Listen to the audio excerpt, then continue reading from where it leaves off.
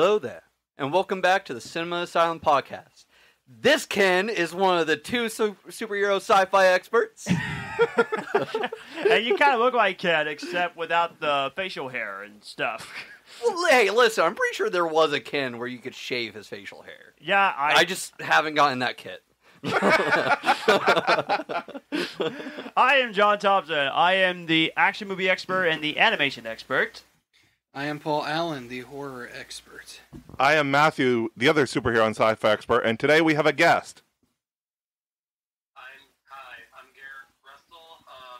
I'm more horror expert like Paul. I like superheroes too. And he's also a big Christopher Nolan fan, which is a perfect episode for him. Oppenheimer all the way, bitches. Oh, man, I cannot wait to talk about this movie. Yes, this is officially... Which one, Barbie or Oppenheimer? I screwed that up. What is this, our 22nd episode of Yep. this podcast? It's Wow. feeling 22. I can't believe I just did that. Robbie and Ann have rubbed off on me, and I hate it. I can feel the Kenergy in this room. But in all seriousness, welcome everybody to episode 22. We're going to have a blast. Actually, I've been having a blast the entire... It's going to be the bomb. Oh, God. We're getting started right now. 134 for Matthew. I'm now at 18, and John's at 10 now. Wait, how did I get 10? Just gonna have to go back to the group chat, bud. Remember you said my sci-fi script would be out of this world? Yeah, that's it. That that's was it. not me, though. That was not me. You said that! That's X'd out. Matthew, that joke, it really blows. Oh my god. I'll count that one. I'll count it. It wasn't a bomb joke, but... I got caught in the heat of the moment. It was Shut up! It was still pretty explosive. 62. Matthew's at 135. But anyway, He really in all radiated with that one. seriousness, 136. welcome to the fun of this episode. We got a big episode. Dylan, you and I, you went to see a double feature of Barbie and Oppenheimer. I made my Barbenheimer run. Yes, you did. And me and Matthew, we went to go see it on a Thursday, Oppenheimer. We went to go see that one. I actually had a blast even before we started this podcast. I actually got to see a little bit of behind the scenes of Paul's latest movie that I keep forgetting his name. Garrett. Oh, Garrett, thank you. That Garrett is directing, and how's that going for you, Paul? It's going really well. This was the second and final day of principal photography for My Devotion, Awesome. and hoping to be able to release it soon. It's going to be a very good short, and will be turned into a feature length as well. And I got to meet a couple of the actresses, and they are very sweet and very fun to talk to. Just fantastic. And they were so much fun. We actually had Paul's birthday today. As of this recording. Are you guys ready? Oh, Jesus Christ. What are we doing? 3, 2... Happy birthday to you. Happy birthday to you. Happy birthday, dear Paul. Happy birthday to you.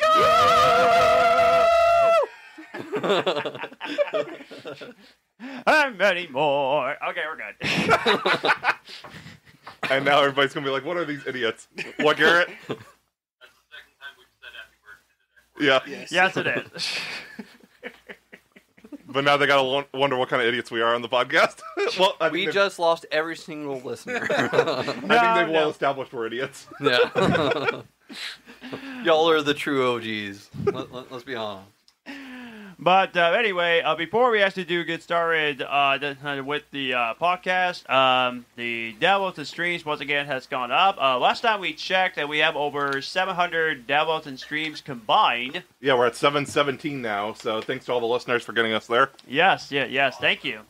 And we got other tons of big episodes that's going to be coming to you very soon, including lots of action movies. The Avatar movie we're giving away. We keep forgetting about this. Yes, the Avatar movie giveaway. I've just been waiting for you guys to bring it up. Thanks a lot. I remember this entire time. I just thought you weren't mentioning it. No, I keep forgetting.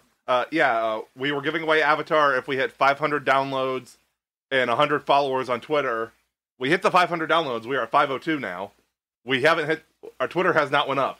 It's went up like 2 or 3 likes. Yeah, we're at what, like 12, 14? 12 or 13, yeah. Oh. So at Cinema Asylum, if you guys want to go like it, so we can give this Avatar Blu-ray away. Yeah, please. It's burning out a hole. Yeah. Yeah. Please, we don't like the movie. We want to get rid of it. Oh, I like it. James Cameron. I like it too. I actually really liked Avatar 2. Yeah, I Avatar liked it. I thought it was good. Yeah, it was really good. Don't tell James Cameron you don't like his movie, though. Yeah, yeah. Yeah, that would not be good. Pretty sure you get shot in the chest for that one. Well, what he said about the AI thing. I warned you in 1984 and you didn't listen. Yeah, no, he's fucking right. That was funny. A lot of That was warnings that he's funny. been giving out where he got proven right. Man. And also, that's the first thing. Second thing, as of this moment, we still have 60 followers on Instagram, so please, let's let the numbers go up. And remember to keep following us at Instagram at the Cinema Simon Podcast 4 is what we call ourselves, since the 4 of us do this recording. So please keep following us on Instagram, please. And let us know feedback, what you think of the episodes. Absolutely. Yeah, please. It helps us a lot. Make sure to rate us on all of the listening platforms. It really does boost us a lot. Yep. All right, so let the madness begin. Should we jump right into the trivia? Yes, please. Yeah. Actually, quick news, Okay. because it's really important, especially for me and Dylan, since we're the superhero experts. Watchmen animated movie, Crisis on Infinite Earth animated movie from DC next year. Oh, I had a piece of news too. Okay. No, I like all that fucking news. I'm really, really excited. Crisis I on hope- Infinite Earth would rather be 2-part. Yeah, I'm hoping that it's a 2-part, especially if it ends up being the end of the current DCAU before James Gunn's slate takes effect. I think it's going to be a separate, slate, I don't know. Yeah, but I mean, that's stretching animators a little thin. With all that he's True. planning on doing, I don't know. I feel like it's going to be the multiverse of the animated, it's going to be like Across the Spider-Verse. I'd be fine with It's that. going to bring in the DCAU, it's probably going to bring in the Teen Titans cartoon. The original. Oh, what? Do what? Spider-Verse did, yeah. No. I was gonna say Teen Titans versus Teen Titans. Is that what? Oh, Teen yeah, Titans the second Go. Teen Titans Go movie? Titans. Yeah. Yeah. But I Which I've think, been wanting to watch the sequel. I Yeah, think we're going to basically get just Young do what- Justice, Teen Titans. Something happens at the very end. It's very Spider-Verse like. Yeah. Okay. I'm on board with that. Yeah, I like it. I didn't really keep up with the news with Comic-Con this weekend. So I really don't know what's all being done with. I'm actually a little surprised that the Comic-Con is actually going. Yeah, there's not much going on. Well, yeah, most of the major studios pulled out. Yeah. In terms of movie stuff, it's pretty much. I mean, is there really anything to talk about aside from the animated stuff? Well, all I know I don't is see much, no. all I know is that I know that the video game that's coming out in October is getting lots of hype. Spider-Man 2 video game. That's pretty much all I know about. That's true. Yeah, but they're not doing much in movies and TV. Speaking of video games, do you guys remember the freaking Suicide Squad game that was supposed to come out? Yes, Yeah. I've been waiting to hear about that. I wonder if they ever have the date announced or not. No, it's supposed to come out like this year, right? Now it's next year, I think. Is it next year now? Here, hold on. I'm gonna look that shit up. It came out during COVID, like quarantine. It was supposed to come out in 2021. Squad. It's freaking Rockbuster. Yeah. Release date. I bet they keep delaying it because they really want to make the game like a great experience, so that way they don't screw it up. I think they're having trouble with the voice actors, though. It's currently slated for release for February 2nd, 2024. Okay. I hope so because I want to play it. Hell no, I I think think that it could still they're. get delayed again. I think that they're still refining it. Yeah. There was some stuff that got leaked. God, it's been months. But it was like a battle pass system, and everybody hated it. So then, right after that happened, they're like, "Oh, hey, by the way, we're bumping back the release date." I think that they're redoing a bunch of sections of the game. It sounds like a lot of people really convinced them. I'm worried about Aquaman, too. They've done 3 rounds of reshoots, and now they can't do anymore, so they're stuck with what they got. That's what I heard, and that makes me nervous about the movie because I love the first Aquaman. I heard James Wan is miserable doing it, and blame him. it's got some of the lowest test scores of any DCU. Oh no, So that's not a good sign. Well, I mean, it could be the opposite of Flash. Flash was testing really well. Yeah. And then it ended up bombing. Test screening not being shit. Yeah. Right. And it depends on who you screen in front of, too, because, like, if they're screening in front of, like, all these studio execs, they might think it's the greatest thing ever, but that doesn't mean crap compared to, like, the actual people watching the movie. This is actually not news in particular, but I actually want to tell you a quick thing. I watched the trailer for Wonka a couple of times. I still haven't seen that. It sounds kind of wonky. Oh, Matthew, that's what? 137? that one 137. sucked. That one sucked. Matthew. But anyway, Your Wonka joke was really bad. but tell you a quick story. When I heard that this new Wonka film was coming out, I was just thinking, really, what, why? And then I looked at the casting, and the lead actor is the guy that actually did the first Dune. That's playing Timothy Wonka. Chalamet. Yeah. And then I saw who was directing the movie. It's from the director of the first two Paddington movies, which I love, by the way. I love these movies. Yeah. And so I decided to watch the trailer, and I gotta say, I'm actually excited for this movie. Because I love musicals, and he sounds like a great casting choice to play Willy Wonka. It's the prequel before the original Willy Wonka and the Chocolate Factory. So it comes out in December, and I'm actually excited for this movie. I'm actually looking forward to seeing it. I'm just excited about Hugh Grant as an Oompa Loompa. But yeah, but I feel like that the... John, let Garrett try to talk for a second, see if it goes through. Yeah. Yep, there we go. Is it good? Yeah. Okay. Real quick. Does anyone know what Bones and All is actually about? It's about a cannibal that falls in love with somebody who's not a cannibal, right?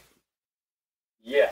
Okay. And it's like a society of cannibals. It's like John Wick, but instead of assassins, it's cannibals. Oh, okay. That's an interesting comparison. Yeah. It kind of is. But yeah, but I was going to say was, I feel like that the fall and the holiday season, it's going to get packed with big movies that are coming out. I don't even know what's going to do well anymore. This year's been really weird. It has been weird. There's been some great movies, but yet film that actually did lift up to the hype is not making as much money, or the film that's supposed to lift up to the hype based on the early reviews of The Flash is losing money. I'm still shocked Guardians didn't go over $1 billion. It should have. It should have. I mean, it still made a profitable money. It still did really great at the box office. Yeah, it's the highest one this year. And also the Spider-Verse movie. I mean, that movie just keep going up and up in terms of money. I told you it was going to do between 500 and 600 million. And I'm very happy about that. Very happy it's It doing went well. over that. Yeah. Still waiting to find. Yeah. Still waiting to find out if we are going to get that exact release date for next year. Still waiting for that. I don't think it's going to next year. No. After hearing that, the animation team talking about how horrible the experience was making the movie, I mean, with all the stuff going on in the VFX industry, I don't think it's going to happen next year. No, I really don't think so. I'm thinking summer 2025. Yeah. Sorry, Dylan. Because I know that you don't want to wait till like longer than 2024. You don't want to wait. It's been 5 years since Into the Spider-Verse. Right. I know, but I mean, this is supposed to be a two-parter finale. But we shall see. Hopefully the writer's strike will end soon as possible. As long as they get what they need. As long as they get what they need. Yep. All right, so I guess we're ready for trivia. No, I had a piece of news, Oh, John. I thought you did come up with the news. I'm No, sorry. we just started talking about the Suicide Squad game. I'm sorry. No, it's just a brief little thing. One of the producing companies for the Addams Family animated movies, and after Ghostbusters Afterlife and the new Ghostbusters movie, Brawn Creative, they filed for bankruptcy this past week. Okay. Yeah. Holy crap. Yeah, so that can majorly impact the next Ghostbusters movie. I'm not too happy about that. That was supposed to come out in December. Invincible Season 2. November 3rd. I haven't seen the new special that they put out. I haven't but yet, but- I'm excited about that. Yeah, Season 2 drops November 3rd. I also still haven't watched the trailer for the video game. I haven't either. I've only heard good There's things. a video game? Yeah, no, they IGN put out a trailer within the past week. Yeah, no, it's a full thing. I'm excited about it. Oh, also, Omni-Man, Peacemaker, and Homelander were all confirmed for Mortal Kombat 1. I know. I gave you that information a long time ago. Yeah, I know. I didn't fucking believe it. They better have completely fucking different power sets for Omni-Man and Homelander. They better play drastically different. Because that makes no fucking sense. I'm curious to see what Peacemaker's fatality is going to be. I don't even think it's safe to he's talk going to about. be dancing. There's no way. He's gonna make his opponent taste it. Probably so. What was the helmet that gives him a disease? What was it? Was it scabies? Yeah. Yeah, no, that's the ultimate. Your opponent just slowly dies from scabies. I mean, fatalities get crazier and crazier. I know that. When are they going to add Ash from Evil Dead? I'm waiting on that. Oh yeah, I heard about that. Now you're speaking Paul's language. Yeah. I'm fucking waiting. He wants like, Ghostface, hand and nail too. for that one. Ghostface would be really cool. I'd be super down for that. I mean, I never played Mortal Kombat. I definitely heard of it. I never played it though. You But played Injustice, though. I did, yes. It's the Same same thing, thing. just more blood. Yeah. Yeah, which I beat Matthew a few times. in Keep Injustice. talking. Hey, Supergirl has eye powers. You just kept heat visioning me before I could even get close to you. Oh, wait, so you guys played Injustice 2? Yeah. Yes, we did, and it was fun. Next time, play him and play as Green Arrow. Yeah, that's what I end up doing. Yeah. Did you humble him? Yeah. Yeah, I couldn't even get close. He just kept heat visioning me from like halfway across the field. John, that's a cheap fucking move. I'm just gonna let you know that. That's how you win. That's how God, you win a game. That's like on par with spawn camping. Like that's like yeah, it's part of the game, but it's a cheap fucking move. We should have an Injustice tournament before the podcast one day. I'd be down for that. Give me time to get my Hellboy skills back up. I'll do that. Because I got the deluxe edition, yeah. With I'm going to Darkseid. practice the Injustice game like on the PS4. I don't have an Injustice PS4 game. I play the PS3, but I don't have a PlayStation 4 version. We'll hook the back speakers up again and crank the bass up. So every hit's like... Oh my god.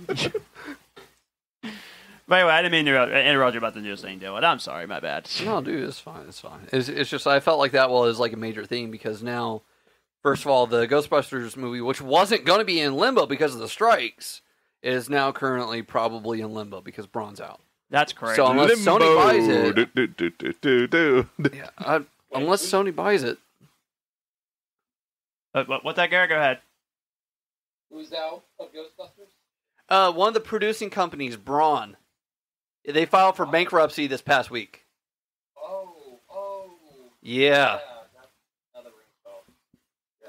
Yeah, and Braun it actually is. I mean, they're not like a big Hollywood company, but they have made some movies. Yeah, they've made some pretty good stuff. Yeah, they were the one that actually did the Joker film that came out in 2019, Yeah. and also 65 that came out also.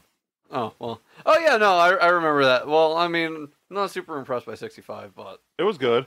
it was enjoyable. I might rewatch it a second time, give it a better chance. I'm going to. Oh wait, on second thought, okay, wait, maybe they did not do the Joker. In No, they did 65? Joker. I remember that. Oh, okay. No, okay, they did. Okay. I just, I'm not a big Joker fan, so. Neither am I. Well, you know how much I freaking love the Joker, but that's a conversation we already have in our DC rankings, which we won't get to that. Oh, that's totally fine that you like it. It's just not my movie. It's not my Joker. Not my joke. Heath Ledger's still supreme. I mean, everyone agrees with that, but I would hope so. Yeah. Well, you know, I'll I agree with said, it. I said I love Joaquin Phoenix more. You know that. you can't deny Joaquin Phoenix absolutely. He gave one hell of a performance. He did. It's just- And I'm definitely not giving any less credit to Heath Ledger. I'm totally not doing that because he was phenomenal in this movie. But I just felt the whole movie with Joker. I just loved the whole thing, and I can't wait to watch it again so I can go see the sequel. So, I will admit I'm excited for the sequel, but that's because of Lady Gaga. that's gonna be interesting. She's gonna kick ass. That's gonna be interesting. It's gonna be a musical. Yeah, Yeah. I'm exactly. super excited about that.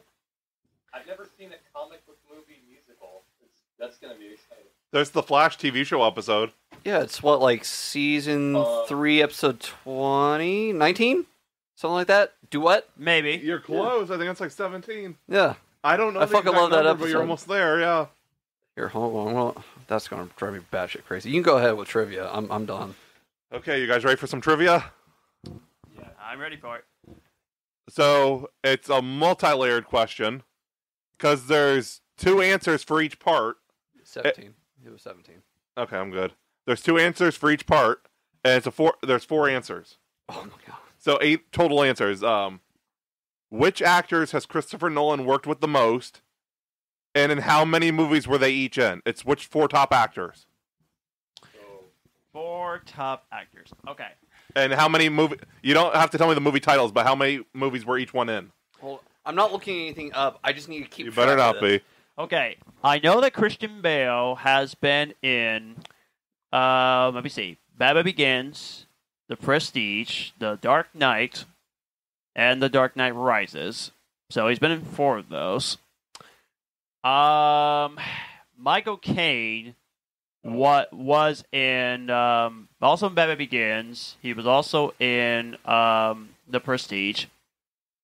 Also in The Dark Knight and Inception. It's a Michael Caine. He must be in the multiverse. I'm just telling you that now. Okay, Michael Caine. That's my second choice. Cillian Murphy's the most obvious Let's see. one, I think.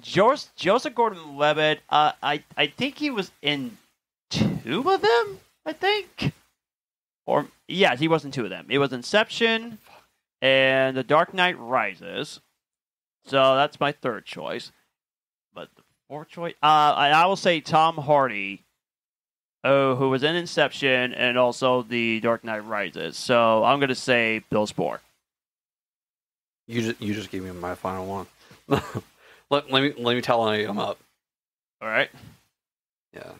I feel like I think have it's very kind of. possible someone could get this right. Yeah, I think that I have an edge up on this one, considering the fact that I watched most of them for the first time within the past 3 days. Yeah. Paul, you got it? Oh, we haven't seen them all. No, I haven't. Garrett, what do you got? definitely Michael Caine because I feel like he's been in all of them since Batman began.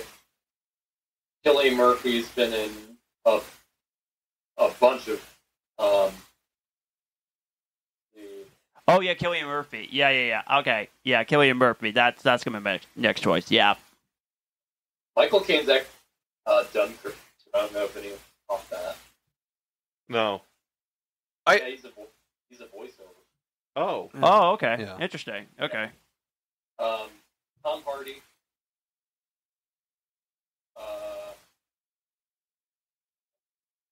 There's one more.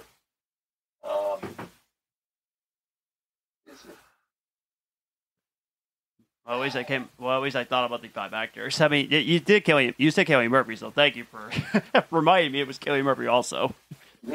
Michael Caine's the one I'm going to get wrong. I just know it. Yeah, who was? I mean, I'm thinking it was only 5 actors. Well, there's 4 actors. Yeah, So he's asking for the 4.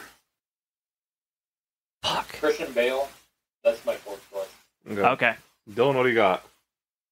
Well, I mean, like, I've got all the actors, and I have all the numbers except for Michael Caine.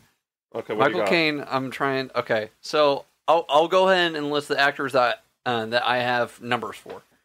Christian Bale 4, Cillian Murphy 8, Tom Hardy 3. I'm trying to count up all Michael Caine's. He's done. How would it work in Cillian Murphy being 8 of them? Oh, dude, no! Like I had to be must close. have missed something. I had to be close. He's in Inception. Don't forget that. Was he? Huh. Yeah, he was. Yep. Oh, that's interesting. He was the rich guy's son. Oh, right. That's who right, they're trying to right, get the right, information right, out of. right. Okay. I'm going to get the Michael Caine one wrong, I think. But for Michael Caine, I have 5. None of you got it right. Was I close? Gary Oldman 4. Fuck, that's right, Gary Oldman. Damn it! Christian Bale 4. Okay. Cillian Murphy 6. And Michael Caine, I didn't know about the voiceover, so 8, not 7. I completely. I was close, though, wasn't I? No. None of you got, I don't think any of you got more than 2 right. Wow, I was sure I had it because I seen all the Christopher Nolan movies. Was he not in Tenet? Who? Cillian Murphy. No. Yeah, so Cillian Murphy's in 6. We should at least get half a point because at least we can guess the actors that was in it. The only No, guess I did was didn't. right, so I guess got 3 of them. 100%. But Yeah. I guess like 5 of them. I totally fucking forgot about Gary Oldman. How did Damn it! How did I miss Gary Oldman? Dadgummit. Gary Oldman was also in Oppenheimer. Because you're getting right? old, man. But Wasn't put Gary that. Oldman Put in that. it? in the- He was Truman. That's what I fucking thought when I was watching it. I was like, I know this motherfucker. Have you watched Black Lightning yet? No. His Alfred. He's a tailor who pretty much adopts Black Lightning. He played the president, the Secretary of War, whatever. James Remar. Okay. He was the guy that they were talking about dropping the bomb with. Okay. Like trying to pick a Okay. target, and he's like, "We honeymoon in Kyoto." He plays Truman. No, that was Gary Oldman. Oh, yeah, that's what I was talking about. No, the guy from Black Lightning, James Remar. He was the guy that they're talking about, like trying to pick the target, Right. the secretary. Man, how did in the world did I not notice Gary Oldman? Dadgummit. Michael. I almost didn't recognize him. If I didn't know, I wouldn't have known it was him. Wow. I'm trying to think of all the ones that Michael Caine's in. Let's see. Well, Michael Caine. Well, let me see. Like I He's said, in the Dark Knight trilogy. He's in Inception, right? He was also in Interstellar. Interstellar. He's in Dunkirk. Tenet. He was in Tenet too. Yeah, Tenet. In The Prestige. The Prestige. Yep. I should have rewatched Prestige. I should have rewatched it. I didn't have time for it. Yeah, I didn't finish. I didn't get to rewatch all mine. But- Damn it. I was close. I was I am close. doing good with this trivia. I don't think you guys have got a single one right. Well, I got one last week. That's because it was like the 4th trivia question because I kept feeling bad for you guys. Well, we were close. Yeah, At but I least- got that shit. At least I know my Christopher Nolan knowledge a bit, so I'll give it that was a fast answer last week. You got to give me that one. yeah. Like I I just still like the 4th question because you. Yeah, but like I should have gotten half points on most of those fucking questions. It's just if I would have had the balls to say my answer, especially with fucking Paul's question, if I would have had the balls to say it, I could have gotten more than 1 point last week. Now, in terms of movies that we watched this week, I haven't watched much. I only watched, I don't think I've watched anything. Yeah, new I this only week. watched 2 of them, and I mean, I'm starting another of my Teenage Mutant Ninja Turtles movies with TMNT. Now, that's a tongue twister. Try to say it fast. The ones, So, TMNT. There. So I seen 4 of them. I got 5 more to go before the new one comes out, and then of course I got to see the new movie that we're gonna be talking about later on today. But actually, I should have said this either last week or a couple weeks ago, Matthew. I was going to tell you this. Guess what I found at Goodwill in terms of the movies? Huh. I found Rogue One, a Star Wars story, and it hasn't even been opened and wrapped. Nice. There was a digital, Blu-ray and DVD that hasn't even been opened, and I got it for at least under, I think under $4 or something like yeah, it that. would have been $3. Yeah. So I was able to get a good movie deal for Rogue One that I hasn't got even the opened Blu-ray yet. DVD digital of Inception from work on Blu-ray, never opened. Mash. I mean, and I thought to myself, hey, Rogue One. Yeah, I was like, yeah, it hasn't been opened yet. Yeah, I'll definitely buy it. Which, man, I cannot wait for the creator. I'm so hyped for that film. The creator's going to do very well, contrary to everybody else's opinion. We're not saying it's not going to do well. You're just wrong that it's going to beat Saw X. Paul, there's nobody interested in Saw movies anymore. They've done too many No, of them. John, no. You're John, so wrong. you are. You are very, very, very wrong. John. Yeah. Did anyone here like Spiral? I still haven't I checked it enjoyed out. it. I I have haven't it. seen I it. just I haven't definitely watched heard of yet. it. I thought for what it was quite good. I thought Chris Rock did pretty decent. Didn't he write it too? I think so. Yeah. You know, I'm assuming that he doesn't have much background in writing horror. So Yeah. I thought it was pretty good. I enjoyed it. Did he rock their world? And Hold on. I closed out my notes app. 138. You shouldn't close your notes app. You know there's going to be more. Yeah, I know, but I had my trivia list on there. I just was not thinking about it. Get It's it together, fine, though. Dylan. Jeez. It's fine. I'm looking at the joke that I made But last week. It's making me feel I'm better. just telling you, Saltat. I'm sorry, it's not gonna make a lot of money. I mean, Fast and Furious movies, they still make money when they make at least 10 of these days. Saul, not so much. So They all did decent. They all do around the same, except for the last one. That's because it was still pandemic. Right. Yeah. They all made around 100 million. But various degrees of success because of different budgets. But yeah, they all made around the same, around 100, 120 million, something like that. I just don't get it. I just don't get it. At It's this okay, point. John. You're entitled to your wrong opinion. Yeah, exactly. I'm not even gonna go near Jigsaw. I'm not going near that creature. He's creepy. What are you talking about? Billy the Puppet's innocent. Wimp. Shut up, Matthew. I'm not a wimp either. You watch anything new this week, Dylan? Oh, yeah. Yeah. Oh boy. Oh yeah, the Christopher Nolan movie. Yeah. 9 movies in total. Here we go. So I started the week off with Insidious Chapter 2 for Angel's birthday. Oh, and did she have a nice birthday? Oh. It wasn't great. We went to Kings Island on Monday, and when we went to Kings Island, we didn't get to Kings Island until 5 o'clock because my car decided to break down on the highway at 10 o'clock in the morning.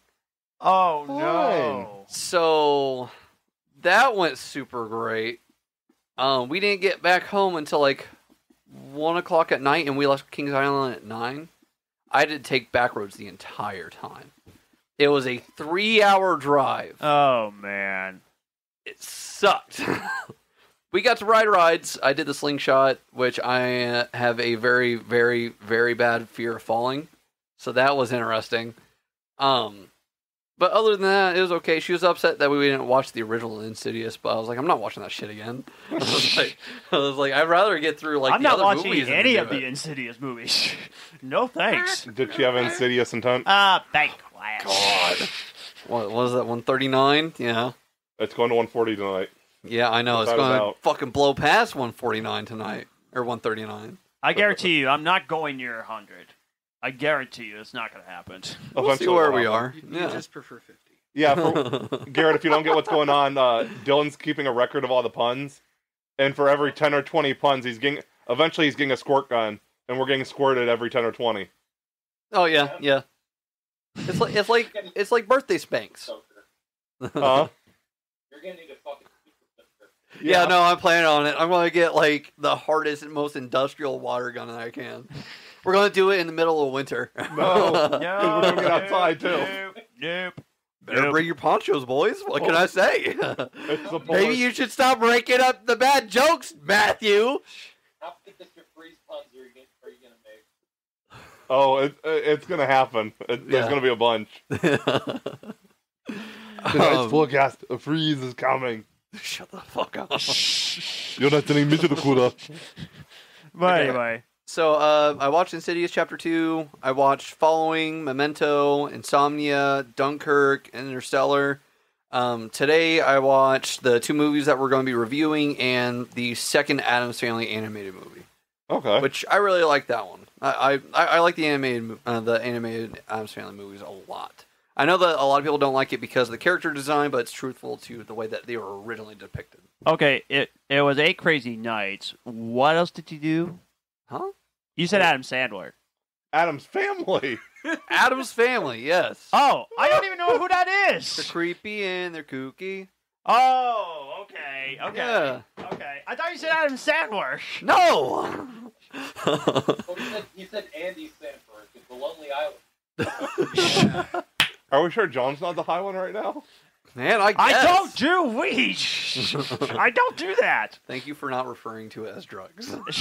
You're I welcome. do appreciate that. That's some character progress right there. Okay, so Adam Sandberg. I'm sorry. No! Sessler. Adam's Family! What? Damn it! Garrett said... Son of a bitch. It's hard to tell between the difference of these atoms. I think Heather needs to pee test him on Monday. Dude, I'm telling you. Like, damn. You read like every other word of my messages, and then you hear every other We're word not going to talk about that. sometimes. We're not going to talk about that. Sometimes you don't even hear every word that I say. John, I'm supposed to be the dyslexic one here. Same! I'm not that either. God! No, I am, is what I'm saying. What the fuck? Okay, would you like to repeat the name, please? Adam's Family. Adam's Family. How do you Thank not know Adam's Family? I know who they are. What? Apparently not. Yeah, apparently fucking not, because I said Adam's Family. Like...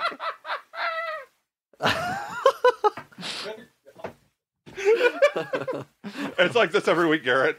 Garrett, do you want to replace John on the podcast? No! 100%. Let's go! Ah. John, you are out! Garrett, you just hurt my feelings. We do want to add more hosts if you are interested sometime. Yeah. I'm not going to get replaced, please. No, we want more. I mean, there could be a replacement. Okay, Mickey Mouse. I am not missing out on all the shenanigans and fun, so you ain't replacing me. That is That's not fine. happening. You'll just change the locks. Hey, it we'll come in happens. through the back way. It's I here. know that. It happens. Shut It happens. It's either I'm tired Listen, it's a or I Saturday don't know night what's for me, going all on. Give me some slack here. It's either that I'm tired or I don't know what's going on here. I bet you're tired. Okay, so what do you think of Interstellar? Do you want me to save it for my ranking? Sure, yeah. Yeah, Okay, save that's it. the reason Then I why want I a didn't little bit talk of about them. Then I want a little bit of an in-depth. Yeah, that's the Check it reason out. why I didn't talk about them. Okay. Yeah. John, you watch anything new? I just Yeah, said he I already watched went those through. I two. don't know, I'm confused. Paul, you watch anything new? I didn't really. Garrett, you watch anything new this week besides the new movies? Not really anything new. I watched Clerks again. No? Vibes? I haven't seen that in a while. I rewatched Prey this week. I was going to watch Prey. It was so good. I think it was even better the second time around. What, you're Second best. you're talking about the... Predator prequel. Okay. Oh, yeah, I was yeah, like, yeah, okay. yeah. I was like, unless there's some other Prey movie that I'm thinking There of. are quite a few Prey movies out there with all the Yeah. same spelling. I just want to make sure. There was even I a still video haven't watched game that. I really called want Prey. to. Yeah, I've got it. I haven't played it yet. Oh, yeah. Not a religious movie. Huh? Not a religious movie. Not that type of praying. No, he actually watched Prey with me when it first came out. Him and Paul. I made a movie night of it. Him and Paul were both here. Yeah, I watched it without even seeing the first Predator. All I know is that it was the prequel to the Predator, and all of a sudden I heard early positive reviews over, and I figured, okay, I'll give it a chance. And I thought it looked like cool action, so I figured, okay, I'll give it a chance. It was by far, it surprised me when it came out last year. I freaking loved that And movie. you still haven't watched Predator. How have you not watched Predator? John, you are an action expert on this podcast. Like, that is an action horror movie. I haven't had the time. Make the time! Get to the chopper! It's psychotic! Didn't watch Indiana Jones till this year, and now you're telling me about how you haven't watched Predator. The hell's wrong with you? God. That's a predatory comment. That's 140. That's 140. There it is. There's a 140. Yep. Oh, dude, I could have made a joke, but I feel like I would have had to explain it, and it wouldn't have counted for my count. There's a reason I guess why. we're ready to There's get a to reason why I haven't even seen the Predator yet. It's because, like I said, I'm just not into that kind of horror genre. But now that I've It's seen an Predator, action movie. exactly. Now I'm interested in watching it. It's okay? got Arnold in it. Like, it's got to be an action movie. Carl Weathers. Carl Weathers. The hell. Shit, dude. We're just slowly becoming more and more disappointed in John's. We Seriously. We need to recreate that meme with Carl Weathers and Arnold. You son of a bitch. Exactly, Dylan. You... We got Paul saying record a little gif of it, like a little video gif. Slap each other's arms. Pah! And then Paul could say the line. All right, but who's bringing the baby oil? Oh God! You have to, if you're recreating the meme, you have to use baby oil. Everybody knows this. Except me. Except for you, yeah. God. It's pushing too many pencils. Oh, Such a God. good movie. It's I so think good. we're ready to get into our reviews. I'm down for it. I feel like we should start with Barbie, though. Because we're doing the Christopher Nolan rankings. Matthew, we all know that you loved the Barbie movie. It's okay.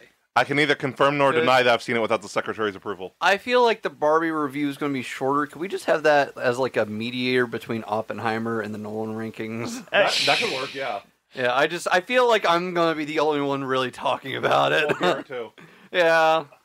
Yeah, I want to say some things about Barbie. Okay. You saw Barbie? Yeah, I did. Oh boy. So, warning. This Spoilers. is... Yeah, spoilers. Although it is a Barbie movie, there's not much to spoil. Well, we're doing Oppenheimer first. There's plenty to spoil. What the fuck are you talking about? The trailers were not depicting that movie at all. And before you blow up at us, we did warn you of spoilers. God. Yeah. 141. I'll tell you exactly why this needs spoiler warning. Because this movie is going to be the biggest opening weekend of the year. It is. Yeah. Care about spoilers. Yeah, it's looking at, I think I read 333 million opening weekend. Talking about Barbie. wait, what? We Yeah, haven't gotten those worldwide. numbers yet, have we? That's what they were guessing. Oh, okay. Based on this morning, it said 300. I thought it said 300. Yeah, which I'm not gonna lie, I'm stunned. I'm very surprised, Yeah, honestly. Oppenheimer's looking at 165. They said. Thursday which previews, is nothing to sneeze at. Thursday previews. Barbie was up 22.3 million. Oppenheimer was up 10.3. I think. Around there, yeah. Yeah. It made more on Thursday night than any superhero movie this year. Yeah. Yeah. That's That was embarrassing insane. for Flash. That's embarrassing. She flew by him in a flash. Embarrassing for 142. all superhero movies this year besides Guardians and Spider-Verse. Yeah, because Yeah. it really hasn't been a good year for superhero movies. Yeah. Quantumania lost money, right? Or did it just barely profit? I think Quantumania just barely profited, and Flash lost a lot of money. Yeah, like 300 million, right? 200. 200. It's the Close John enough. Carter of superhero movies, really. It is. But And I like it. Has anyone seen John Carter? Yeah, I've seen it. Yeah. Yeah. No, I see that. It's decent. I like it. I watched it high. It's a big surprise there. It's really good. Well, I hear it's really not a bad movie. It's just it's bad. yeah. It's not bad. It's underappreciated. So my question is, did you watch Multiverse of Madness high? Not yet. No. I saw the first Doctor Strange while high. Okay. I'm not surprised. It was trippy, to say the least. I was out of my gourd for that one. That was this. I'm not going to talk about the whole experience. Nobody wants to hear about it. But no, that was honestly, if you're living in a state where it's legal, I recommend it. I recommend it. So anyway, so what did you think of Barbie? Are you asking me? Yeah. I really enjoyed Barbie, genuinely. I did a review for my YouTube channel. I had a smile on my face from almost beginning to end. Now let me get this straight. I'm a big fan of Greta Gerwig as a director. I think she's excellent. What she did with Little Women and Lady Bird, she really does have a good, strong voice in the industry. And she was able to do that in a big Hollywood blockbuster like Barbie. But it never, to me, felt like a movie that was cynical. It felt genuine from start to finish. I mean, I did say if the movie got great reviews, I was going to go see it. I'm either going to regret it or I'm going to look like an idiot. Look, I've seen a lot of stupid news surrounding the movie in the past week about how it's anti-men and it's overly feminist. Oh, we're not going to get to that. First off, okay, if you actually saw the movie, you should. If anyone saw the movie, they should know this is not a anti-men movie. It's really not at all. Okay. It's a movie. The message of the movie is actually very clear.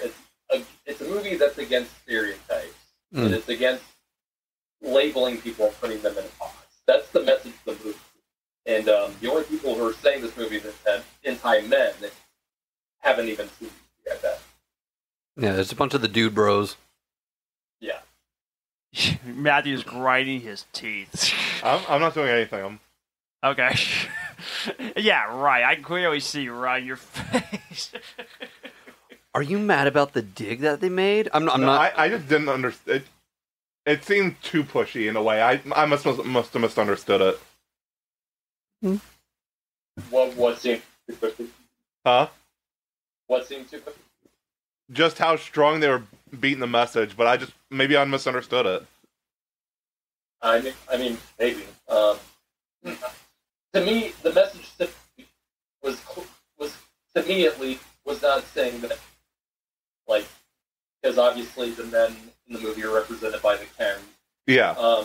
The Kens are not the villain of the movie. They're absolutely not the villain. It's all about that tribalism between the Barbies and the Okay, yeah, I misunderstood the whole movie then. But what did you think of it, Matthew? It wasn't for me. Like, just the directing choices and it just, I don't know. It wasn't for me. It's not my type of movie. And that's totally. Yeah. I get why a lot of people in the same boat with the movie, but clearly this movie is doing something that almost any other summer blockbuster this year has not been doing. And both Oppenheimer and Barbie, I checked the cinema scores, have A cinema scores. Yes. So they're both doing incredibly well with the drop. Yeah, both of them has a grade of an A on both of these movies. That's what you just said. John. Son of a gun. Hi. Buddy. I need to get louder speakers in here to, like, put the microphone through. I guess. Something's Point the like... speakers towards John.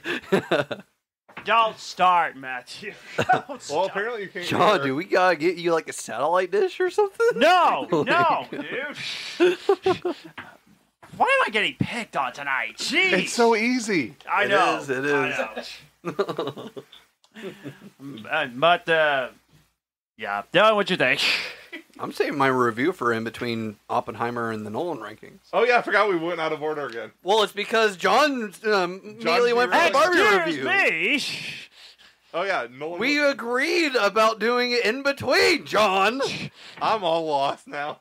Review Oppenheimer. I just went like a pig. I just went like that. I'm saving my shit. I'm waiting. So we're just not want a going to little know which movie he likes better. That's not fair. We'll find out later.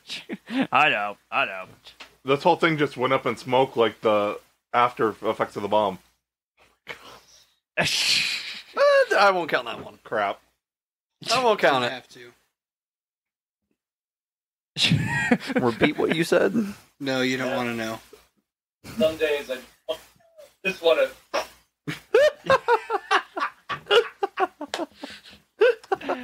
Oh gosh. Okay. So I guess we will get to the Oppenheimer review. Yeah, Oppenheimer review. Since Garrett is a humongous Nolan fan, I say he should go first. Could we do our reviews first or the rankings of Christopher Nolan? We usually do the rankings afterwards. We usually do the review, then we give it a 5 to 10 star rating. We both do different ones, and then we do our rankings at the end. But my Barbie review is going to be in between the review and the rankings. Right. So don't give your rankings at like the end of your personal review. Right. Okay. John. Hey! I don't do that. You have. Since the last No, I time. did not. This is That's last a lie. That's a lie. All right. You know what, John? The thing is, I had to go through these episodes. So anytime you lie, I'm going to know. And I will call you Start out. saving the audio excerpts and start playing it for him. I'm going to. That was a plan. Once I get my laptop back up and running, oh yeah, I'm gonna have like a whole entire John soundboard. I do want to get. I don't deserve that.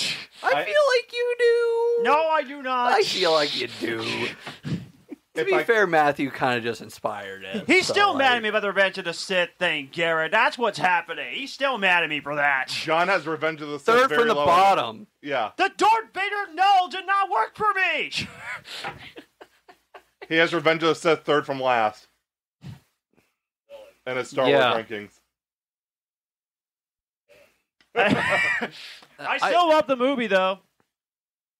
Yeah, but you love Rise of Skywalker more. No hate to Rise of Skywalker. I like it, but He likes Like- Solo more.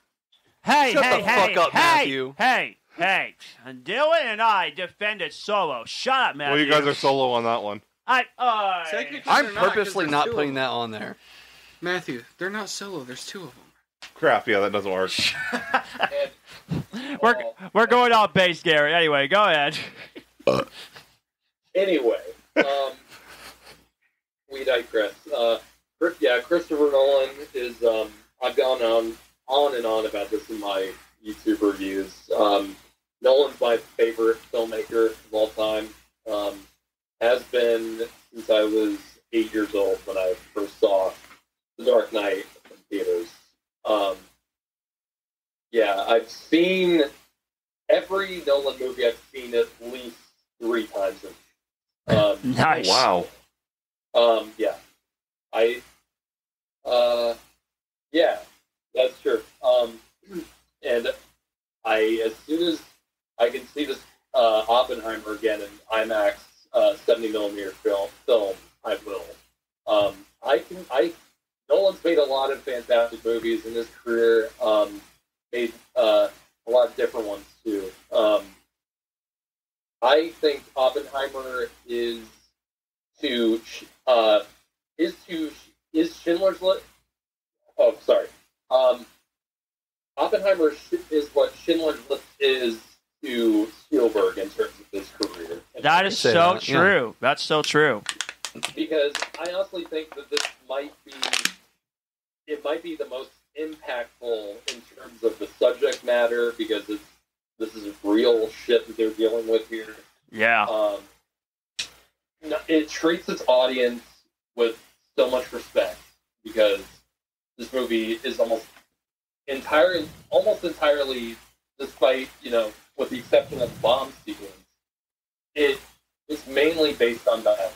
And I have not seen a big budget movie like this do that in a long time. And it's riveting the way that every scene's directed and acted. Cillian Murphy delivers the best performance I think I've ever seen from him in this film. Yeah. He does so much acting with his eyes, like the most striking eyes I've ever seen from a man.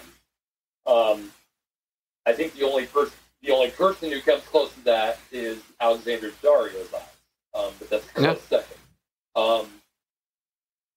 But the one that, in my opinion, stole the show in this movie was probably RDJ. Downey, if I didn't even know it was him, and I just heard his voice, I would have never been able to tell that was the man who plays Tony Stark. That's immediately what I just said when I went to see the movie. It is a completely different persona that Robert Downey Jr. plays with Louis Strauss in the film. It's remarkable the work he put into it. It is a sight to behold. Yeah, it is. It's intense because of how well the dialogue is written, how well it's acted, and the build-up. Because the bomb test sequence doesn't even happen until maybe 2 hours into the film. 2 hours, yeah. So there's a lot of build-up to that event in the film, and that entire 20-minute sequence, when things go wrong, when the characters don't even know if they're actually going to go through with this, because there's rain happening, there's all these problems going into it, and the film, it illustrates so well that no one truly knew what to expect when that button was pressed. Some people feared, like, Oppenheimer clearly had the confidence in the world that this was going to work. Most other people felt that it was going to work too well. And then there's that jackass who's played by Jack Quaid in the film. There's this, right before the bomb goes off, there's a scene where Jack Quaid's in the car right when the countdown's about to end. And one of the scientists goes, "You need to rub this paint on your face to protect you from the radiation." And Jack Quaid just says, "Oh, the glasses will protect me from UV." And the scientist just goes, "Well, protect you from the glass." And, yeah, it's a tremendous film when it comes to different character perspectives. And the testing of the bomb, seeing that on a ginormous screen like I did in film and with the sound, it was so quiet in that theater, my heart was nearly in the floor. Yeah. Yeah, I was just waiting for it. It's like, I know it's coming. When's it going to come? And I still jumped when it hit. Yeah. So, pretty much overall, you absolutely love the movie. I think this movie is a masterpiece. That's exactly what I was going to say. For me, I really do think this movie is a masterpiece. I personally think it's a perfect movie. First of all, I agree with everything you said in terms of how intense that would be. I didn't know there was sort of a court drama movie, which I was so excited about that because A Few Good Men is actually one of my favorite court drama movies of all time. And when I saw there was a few court drama, I was thinking, okay, this is awesome. And I remember asking Matthew a few questions. So he's trying to accomplish his mission based on science, and he said to me, yes. And I thought to myself, okay, that's genius. And Robert Downey Jr., you're absolutely right. If he doesn't get a freaking Oscar nomination, there's going to be something wrong with the freaking Oscars, and I'm going to be so done talking about Oscars if he does not get an Oscar nomination. Cillian Murphy, Robert Downey Jr., and Best Picture all need nominations. Absolutely. I just could not stop thinking about this movie and how much of impact this had, at least for me and for people that saw the movie. Like, I freaking love this movie. What were you saying, Garrett? I also think that Emily Blunt did a really terrific job in this too, as Oppenheimer. Yeah, I agree with that. She's not in the movie that much at first, but the more you think about it, the more you realize how much of an impact her character has on Oppenheimer as a character.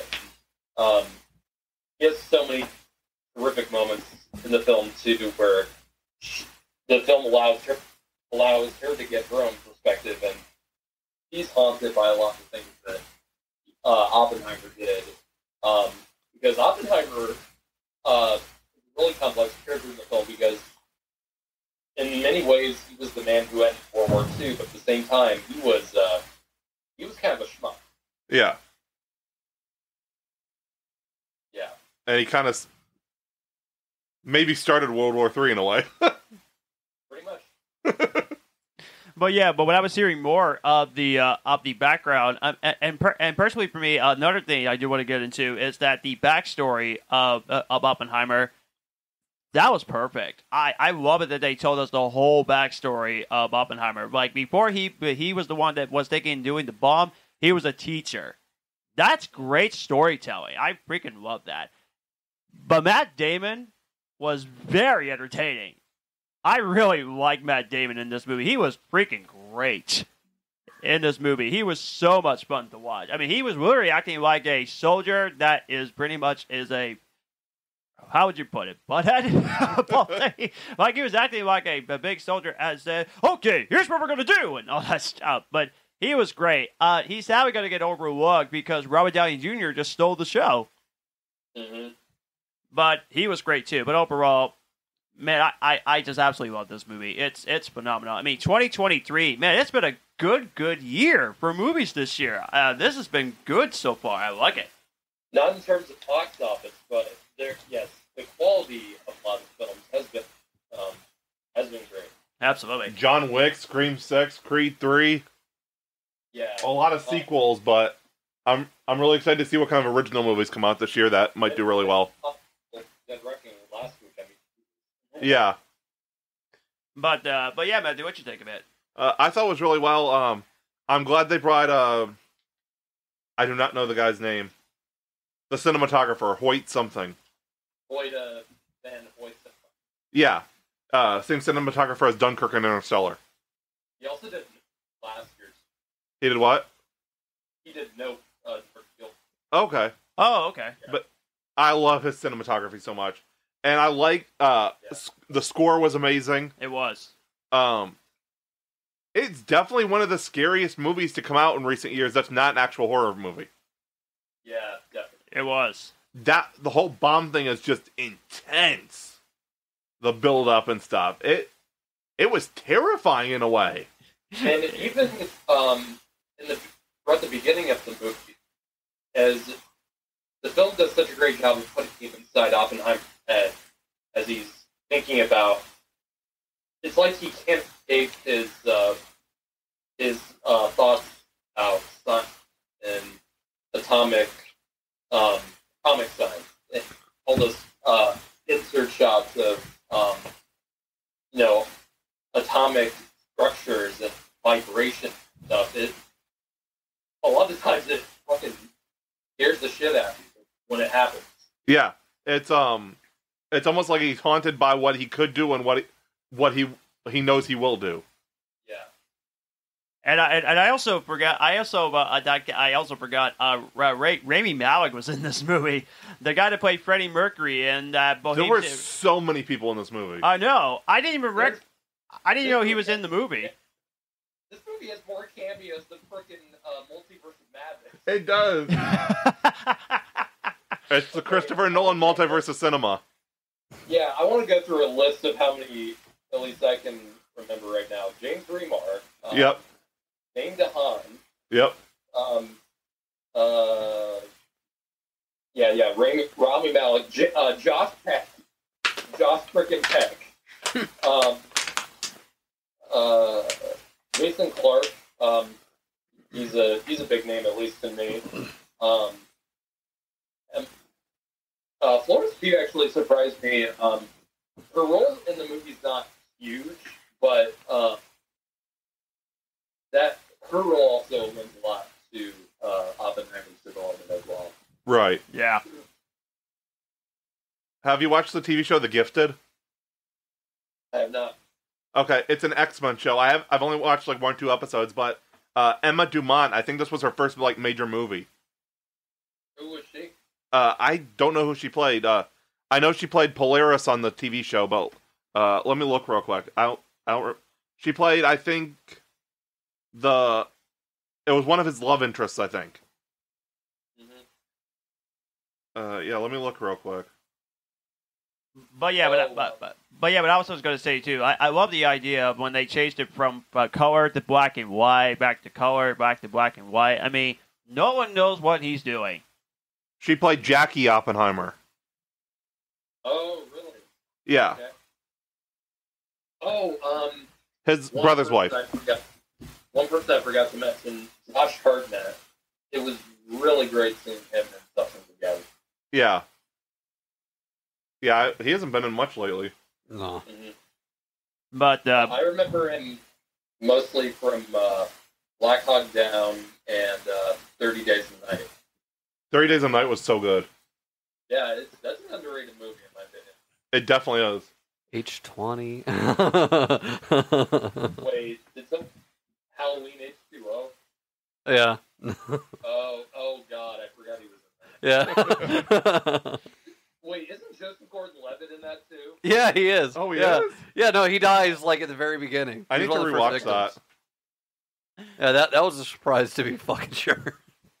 But oh man, that whole film was just so good. I couldn't believe how much I fell in love with this movie. I mean, people thought it was never going to work because it was only going to be featured dialogue. And for those people expecting action, no, there's no action in this movie. It's pretty dialogue heavy, but I didn't mind. There aren't many movies that can do that anymore.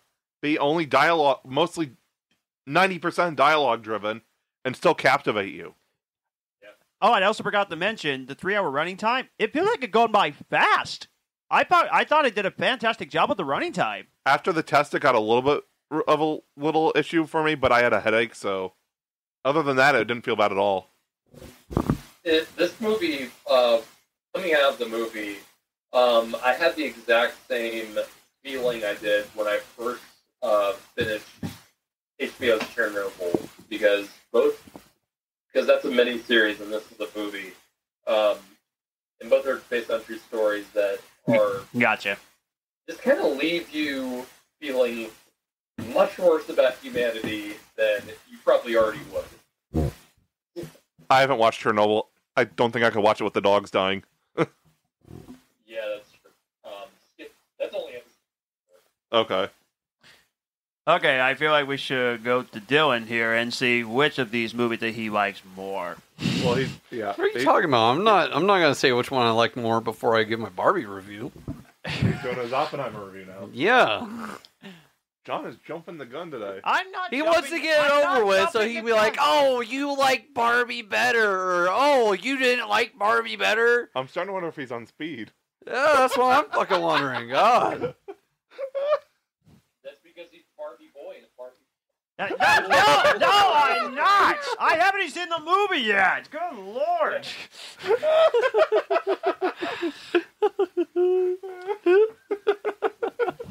Now we're gonna giggle like idiots for 5 minutes.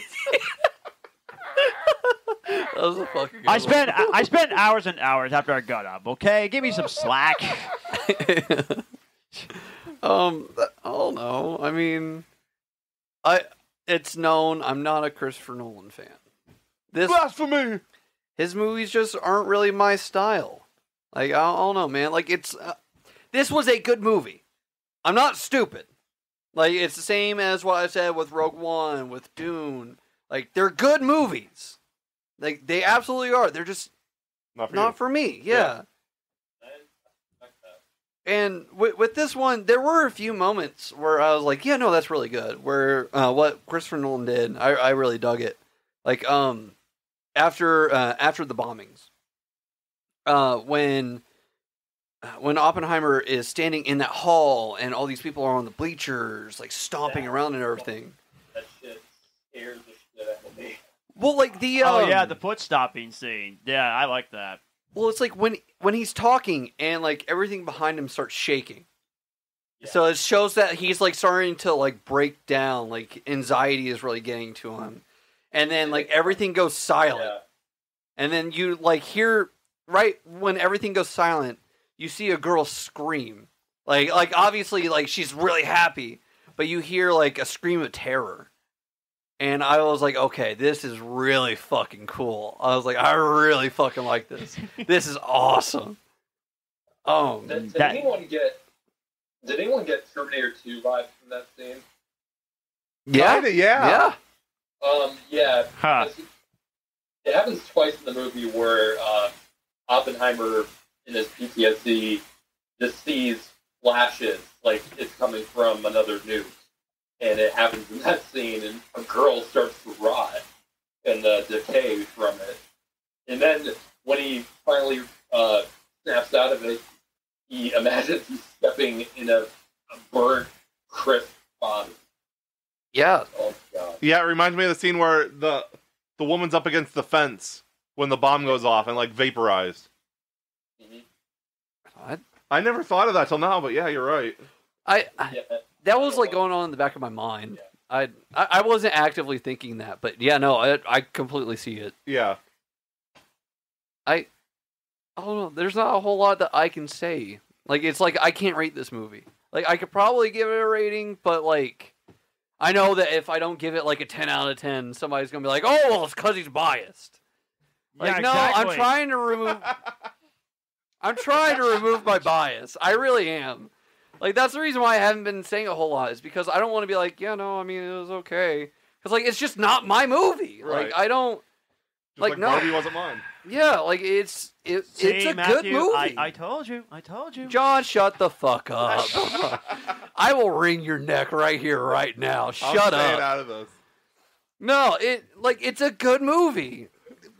Hey, John, go fuck yourself. It's a good movie. Don't fucking don't think for a second I'm not saying that. Let me make it abundantly clear. I think it's a good movie. It's just not my movie. It's not my style, which is fine, Jonathan. Oh. Gosh, my personal feelings are being attacked. That was never my intention. Oh, sure. No.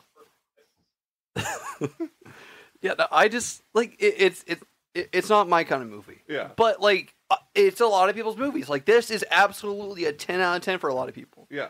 Like if I were to rate it right now, because Paul, you haven't seen it yet, have you? Mm-mm. Okay. I would probably give it like a 9 out of 10. Okay. I mean that's me trying to remove all bias I have from the movie. Like I could see it being How a would you 9 feel out with your of 10. personal feelings? With my personal feelings, I don't know, man. Like it's like I wouldn't watch it again. I'd probably give it like a 6 or a 7. Okay. Because like I recognize these really good moments in the movie. Yeah. Like you guys said, like Emily Blunt fucking knocked it out of the park. Robert Downey Jr. kicked ass. Like there was phenomenal acting. Like the shots were amazing. I honestly, I think that other than the one shot where he's standing in the hall, I think the other part that I really liked was the very beginning. Was when he was talking about how he was seeing stars that nobody else saw. Like he was that's what plagued his dreams at night. Yeah. And like I fucking love that sequence at the beginning. I really did fucking like that. Okay. But I mean those are the only things where I had any strong feelings whatsoever. Like I just otherwise I was like, I mean, yeah, like I'm sitting here. Like I was like checking my watch every like 45 minutes. And I was like, okay, Barbie's starting at this time. I Like, took mine I a couple of just- times actually. Well, I enjoyed it. It was just taking too long. Yeah, It definitely did feel like a longer movie to me. I think that if and like obviously like with this movie being the way that it was, putting action in there would have made no sense. Right.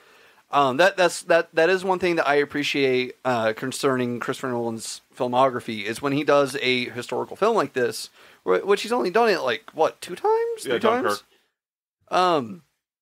When he does that, he doesn't put stuff in there that's unnecessary. Right. And I mean, he doesn't really do that with most of his other movies anyway. But especially with these historical pieces, you don't have to fluff it out. You don't have to make it big, dramatic Hollywood things. Right. None of them are really super like over dramatic. Like like a Michael Bay movie. Yeah, it's good, and honestly, I really appreciated that about this movie because even though it felt a little long to me, and I personally am more of an action person when it comes to longer movies. Yeah. Like something to help keep me enthralled. Yeah. Like this movie achieved what it was aiming for. Right. The same way that Christopher Nolan does every single fucking time. I may not like the man, but I can fucking admit he's a great filmmaker. Yes. Yeah, he's really good at what he does. And honestly, the day that he stops making movies, it's gonna be an upset for the industry. It is. Yeah, I just don't want these people to think that we have beef between us. We don't have beef, okay? Oh no, John, a little beef. A little bit. We went to see Creed 3 together. We're still buddies, okay? You don't want no beef? You don't want no beef? Yeah, but I mean, the Revenge of the Sith thing again. Dylan, stop talking about that! Say Good that Lord! Die Hard's a better Christmas movie than Christmas Story. We're not talking about that either. Like, I don't know, man. You're We going got by some different issues. Episodes. Jeez. We'll get to the hot takes episode like soon. Jeez. Oh yeah, no, that Yeah, we entire should do an episode's episode gonna. on just hot takes. It's just gonna be John talking.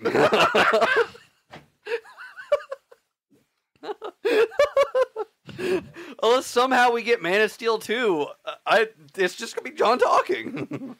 That is not true. That It's is true. not true. But It's true. anyway. What do you give it, John, rating wise? I'm going to give it a full 10. I mean, come on. It's of course, it's like in my best movies of the year list. So, of course, it's a 10. If I could get more than 10, I could. That's how much I love that movie. Out of 5 or out of 10, Garrett, what do you give it? 10. Okay. As of now, it's like... Okay. I give it a 5 out of 5, yeah. So, Dylan, your Barbie review. Okay, so Barbie review. For clarification, I did miss like the first 3 minutes of it because Oppenheimer started 15 minutes late, and Barbie that happened to us too when we went to see the 6:45 showing. Yeah. I have to imagine that it's something to do with the size of Oppenheimer.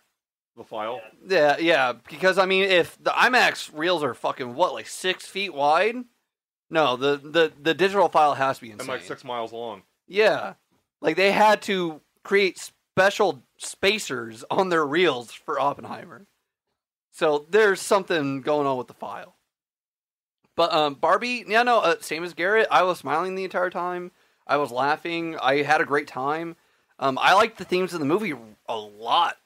Not only just like the mother-daughter dynamic, which we've been getting a lot of that in the movie industry lately. Not only that, but again, there are dude bros that are upset because it's feminist and shit like that. If it has a woman that's not serving the male characters, then it's broken. Yeah, it's fucking stupid. No, like I said that about Wonder Woman. It's like, what? Yeah, no. Listen, people are fucking. God, I'm not going to get on it. That shit is ridiculous. I don't like talking politics in my reviews, but I feel like I have to at this point because there's just so much of that crap on there in the film discourse. Right. Yeah, we usually try our hardest to stay away from politics and hot topics, but yeah, sometimes they have to creep through.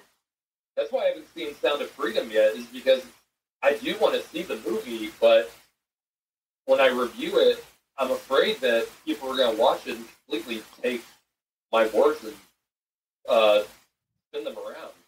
Yeah. It's not everybody's taste. With spiritual movies, not everybody's into that. That's not a spiritual movie, though, right? It's made by Christian Studio, but... It's made by Angel Studio. Yeah, but it's not really a Christian movie. Okay, I was going to say, I know what the movie is about. I don't want to say it because I could be kind of wrong. I'm not really going to say anything about Sound of Freedom. I'm steering clear of it, but that's just me. Yeah. It's about child trafficking. Yeah. Yeah, I've heard about some of the stuff behind the movie, and that's why I'm staying clear of it. Like, having a warning film about child trafficking is good, but there was some shit that I heard about the movie where I was like, yeah, no, I'm good. And I'm just going to kind of leave that at that. Because I just don't want to get specific. I've heard people criticize Schindler's List and still like the movie. Like, exactly. Yeah. It's a Holocaust. So you can criticize a movie and still praise the message behind it. Yeah. I don't know. I'm not going to get specific. I haven't seen it, so I can't really say anything anyway. Yeah, neither can I. But I don't know. No, Barbie. No, Barbie was really good. I liked it. I unironically loved it. I mean, it was great. Greta Gerwig knocked it out of the fucking park. I think I've only seen like one of her projects in the past, but I mean, this was really good. I actually didn't really. I did like that last, not the last few minutes, but like the part about like if you go to the real world, you will die and stuff like that. And she's like, yeah, I understand. Yeah, I really did like that part where she's just talking to the old lady. Yeah, no, that was one of the parts that was my favorite part of the movie. That was one of the parts that cemented the rating that I'm going to give it. Yeah. It was that, like I said, the mother-daughter dynamic was really good, in my opinion. Again, we've been getting a lot of that recently. So, I'm not going to say, like, oh, well, I mean, we've already gotten it. It was good. This was different. I liked it. No, I liked the little, tiny attentions to detail. Like, I didn't play with Barbies as a kid, surprise. But, like, a lot of these people that did play with Barbies, that know a lot about Barbie, like, they've been coming out there like, oh, well, they did this, that, and the other. Like, this little detail, oh, this was so obscure and stuff like that. Like, there was a lot of love that went into this movie. Like Spider-Verse. Yeah, like Spider-Verse. And it just, like, it shows. I mean, it was really good. Margot Robbie, fucking great. Fantastic fucking casting choice. I love the little narrator joke where they're talking about how she's ugly, and the narrator's like, note for the studio, Margot Robbie was not the best choice for casting at this exact moment. You got me intrigued now. That's actually funny. Yeah, no, it is. It's genuinely funny. I liked it a lot. I mean, I will admit, the fact it's PG-13, it's got an optimism because it's not meant for kids, which is probably a good thing. There's a lot of adult jokes in this movie. All the beef jokes. Oh my god, the fucking beef jokes. I lost it. The movie literally has a scene where a guy runs up and smacks her in the ass. Yeah. I thought that I saw something behind the scenes where that guy actually got punched doing that. Yeah, I think she did punch him. Yeah, I was like, oh Jesus Christ! I was like coming out of the gate with that one. Damn. Ken. Harrison Ford on Blade Runner. Yeah.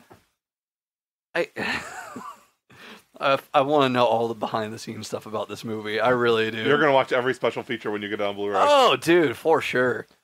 It's the best part of movies, behind the scenes. Yeah, it was. I still have not made my way through the Interstellar special features. I need to. I really wish that I would have been able to buy that on physical this week. Oh, you weren't able to? I did not have enough money. Yeah. No. I streamed it on Max. Okay. At least you watched it on your TV and not your phone. Yeah, thankfully. Because you gotta admit that was the right choice for that movie. Yeah. No. Well, I was upset because I got interrupted after 2 hours of watching it. Yeah, so that kind of threw it off a little bit for me, but it came back for me. Okay. No, Barbie was just really fucking good. This cemented the reason why I fucking love Michael Cera, first of all. Because Alan was one of the best characters in the movie.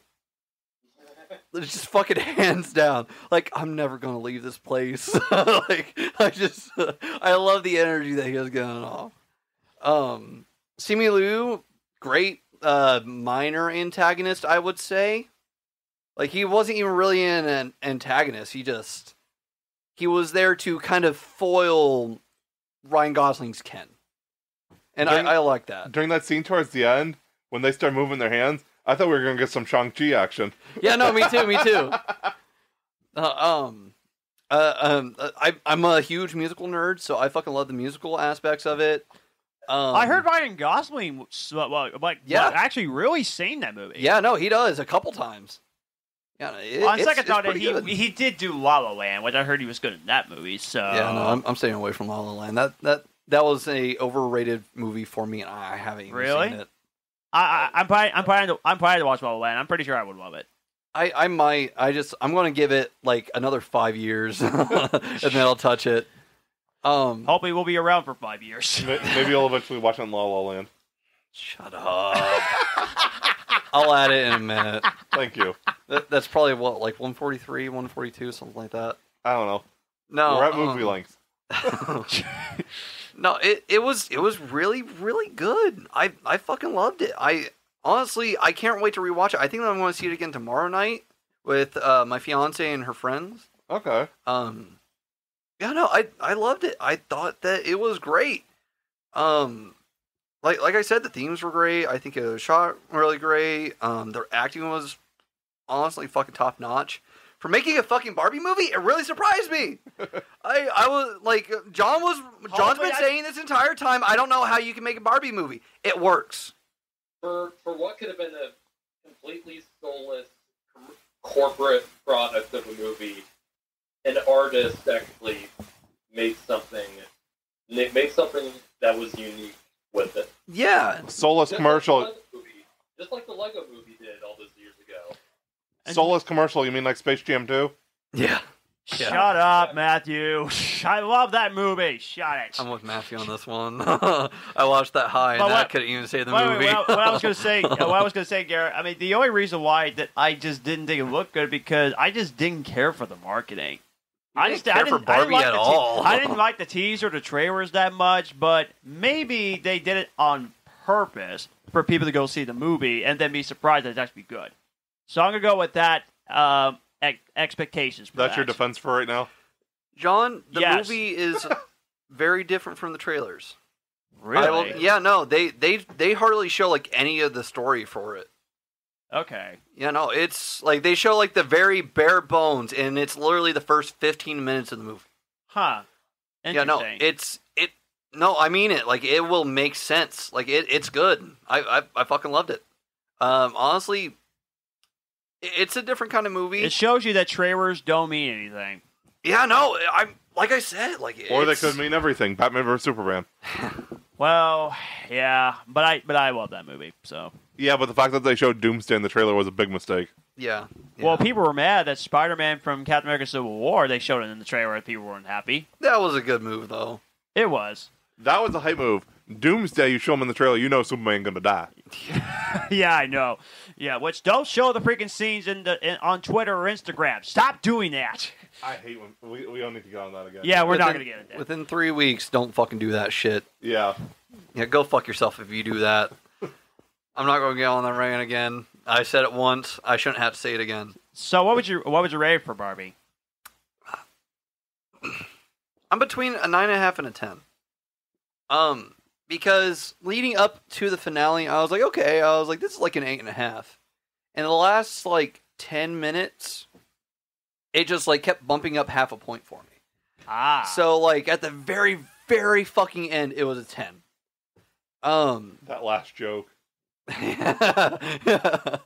Listen, like it's good. I was fine with that joke. That got a lot of laughs from people. It did. Also, fun fact: there were a lot more people in the theater for Barbie for me than there were in Oppenheimer. Yeah, that's true for me too. Yeah, Yeah. there were Wow. maybe And guys, yeah. they fucking made a Zack Snyder's Justice League joke in the fucking Barbie movie. They did. What? I like that They joke literally though. said it. I didn't catch it. Yeah, no. So Are you kidding? So Matthew, do you remember the little bit where they're converting the very first Barbie? Like they're bringing her back from being brainwashed. No, I don't remember. She got like the the Nobel Prize. She was like, I wrote a book.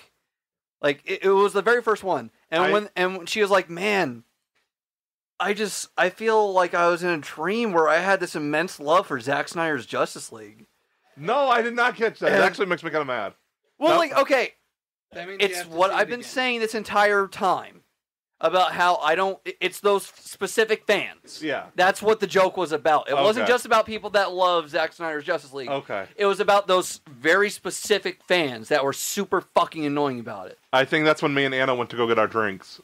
It might have 'Cause been. We walked into the cafe. We were in the cafe for like 10 minutes. Yeah, it's yeah. That's what the joke was. That's who it was aimed at. Okay. It was aimed toward the dude bros. Okay. That's like I what it was. said, if the movie's that good, whenever I go see it, I'll give you an update on what I think of the movie. It's a good movie. And in the next podcast, I'm going to go see it. But I'm planning to go see it at least next week before we do this episode. I'm still waiting on your Little Mermaid review. Unfortunately, I didn't get a chance to see it. I wanted to go see it, but we have a lot of things going on. At this rate, it's so far behind. We'll just make it as bonus content for the YouTube channel. He could do a video review. I'm sure it'll be on Disney Plus in like 2 months. Yeah, and I'm going to watch it immediately when it's What, on Disney Garrett? Plus. That's the problem with this year too. There's just too much shit coming out at once. Yeah. Like, it's only been 2 weeks, and I've already almost forgotten that there was an Insidious movie that came out 2 weeks ago, because I just keep thinking about... Oh, yeah, that. Only reason why I remember that is the fact that I've been listening to the Ghost song on repeat. Oh my god, I love that song. I fucking love Patrick Wilson's voice so much. That dude can fucking sing. He can. It makes me want to rewatch Phantom of the Opera. But what would you give it out of 10, Garrett, for Barbie? I would give it an 8. Okay. Fair. It's not as good as Oppenheimer for me, but you know, it's an art.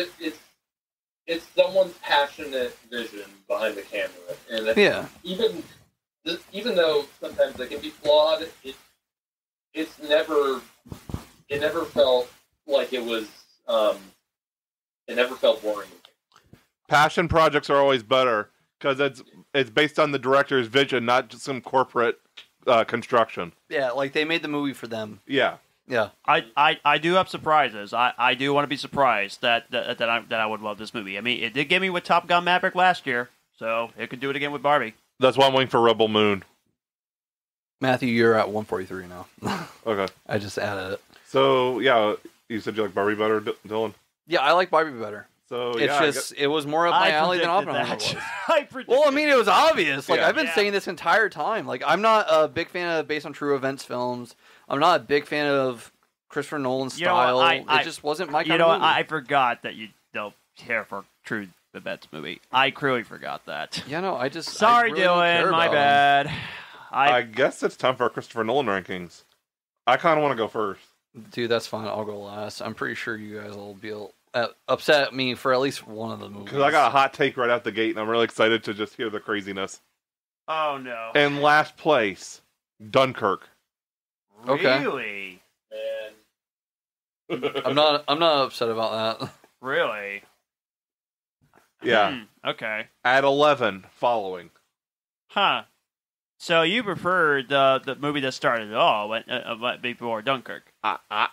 Me and Paul started watching it the other day. Like, I finished after Paul left because neither of us could get into it at all. Way to spoil part of my ranking. Well, you never even finished it, so that's what... Yeah, I'm sorry. still going to count it. Okay. Memento, number 10. Okay. Okay. That's fair. Tenet, number 9. Yeah. Insomnia, number 8. Prestige, number 7. My list is pretty close to yours. Yeah, that's what I'm saying. Inception, number 6. Oh. Batman Begins, 5. I'm not surprised by the Dark Knight trilogy being up there on your list. No, who would be? Yeah, yeah. You feel like- Oppenheimer, 4. Okay. Dark Knight Rises, 3. Wow. Okay. Interstellar, 2. And Dark Knight, 1. I mean, any movie that features Dark Knight will probably be number 1. Those last two cannot be moved. It's always Dark Knight 2 or Dark Knight 1, Inception 2. I cannot talk today. Dark Knight 1, Interstellar 2. All right, Garrett, what do you got? so, on. Hold on, let me pull up my letterbox here. All right. Okay. So number 12 for me is following. It's a messy first attempt, but it still feels exactly like a Christopher Nolan film to me, and he still has a stamp on it. I love his stamp. So It's impressed though. It's impressed though that he made it for $6,000. yes, it is very impressive. All right, number 11, and this might be a controversial pick because a lot of people love this movie, and I really like it too. Insomnia. A great movie in its own right, but for me, it doesn't have the emotional hold that all Okay. these other movies have. Number 10, Tenet. Okay. Completely ambitious and crazy, but messy. Dark Knight Rises. Definitely not my favorite in the trilogy, and has some flaws, but it still has that epicness. Absolutely. And, I do really like that Marty. Number 8, The Prestige. One of my favorite twists that Christopher Nolan has done. I don't care what anyone says. I'm right there with you. That twist is legendary. It was. And, it's just a good, twisty, fun movie. Number 7 is Dunkirk. One of the most thrilling times I've ever had in an IMAX theater because it's straight to the point and it doesn't stop. I can see that. It's a thrill ride. Number 6 is Memento. This was the movie where Nolan really got. This is the movie where Nolan really showed what he could do. Yeah. And one of the best uses of it. What do you call it? Unchronological, or is it? What's the proper? I have no clue. In chronological order. Reverse chronological, maybe? Yeah. I don't know. There is a chronological order cut. That cut does exist. In Yeah, the but I feel like that makes it boring. Yeah, it's not nearly as good if you know exactly where it's going. Yeah, exactly. And Half the movie is not knowing what on earth is going on. Yeah. Number 5 is Inception. Easily one most. God. At this point, these movies are just like damn near perfect. Yes.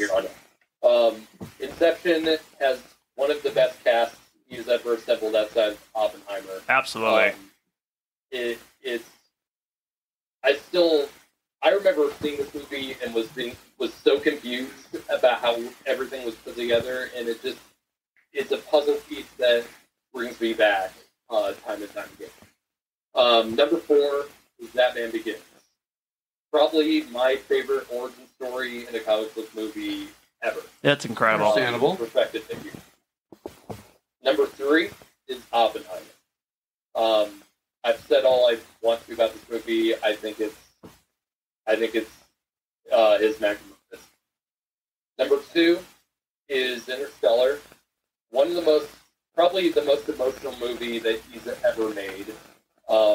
The father-daughter dynamic in this film is so powerful, and it's just, to me, this is Hans Zimmer's best musical score that he's ever. That's his masterpiece, Hans Zimmer's score for Interstellar. It is. A lot of people don't know he used a church organ in that. How do they know? I don't know. I've mentioned it to several people, and they've been like, "What? I didn't know that." It's like, how? And number 1, and yeah, you all know this, is The Dark Knight. Yeah. Yep. This was the movie that kind of, in many ways, sparked my desire to get into filmmaking. And it started with this movie. It is my favorite movie of all time. Mine too. There's not nearly enough good things I can say about this film that hasn't already been said. It's just Heath Ledger and Kissy Buddy. Yes, definitely. Although the two Batman movies I love so much, The Dark Knight and The Batman, I would watch these movies back to back in a heartbeat. I mean, they're great in their own way. Absolutely. Yes. All right, so I guess so. Paul's going to do his real quick. Okay. Okay. I forgot that I was going to count Dunkirk, so I actually have 5. Oh, okay. Okay. All good?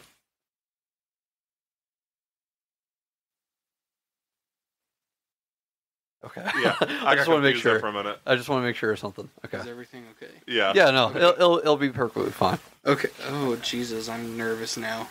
Don't worry about it. Okay, so my ranking, I've only seen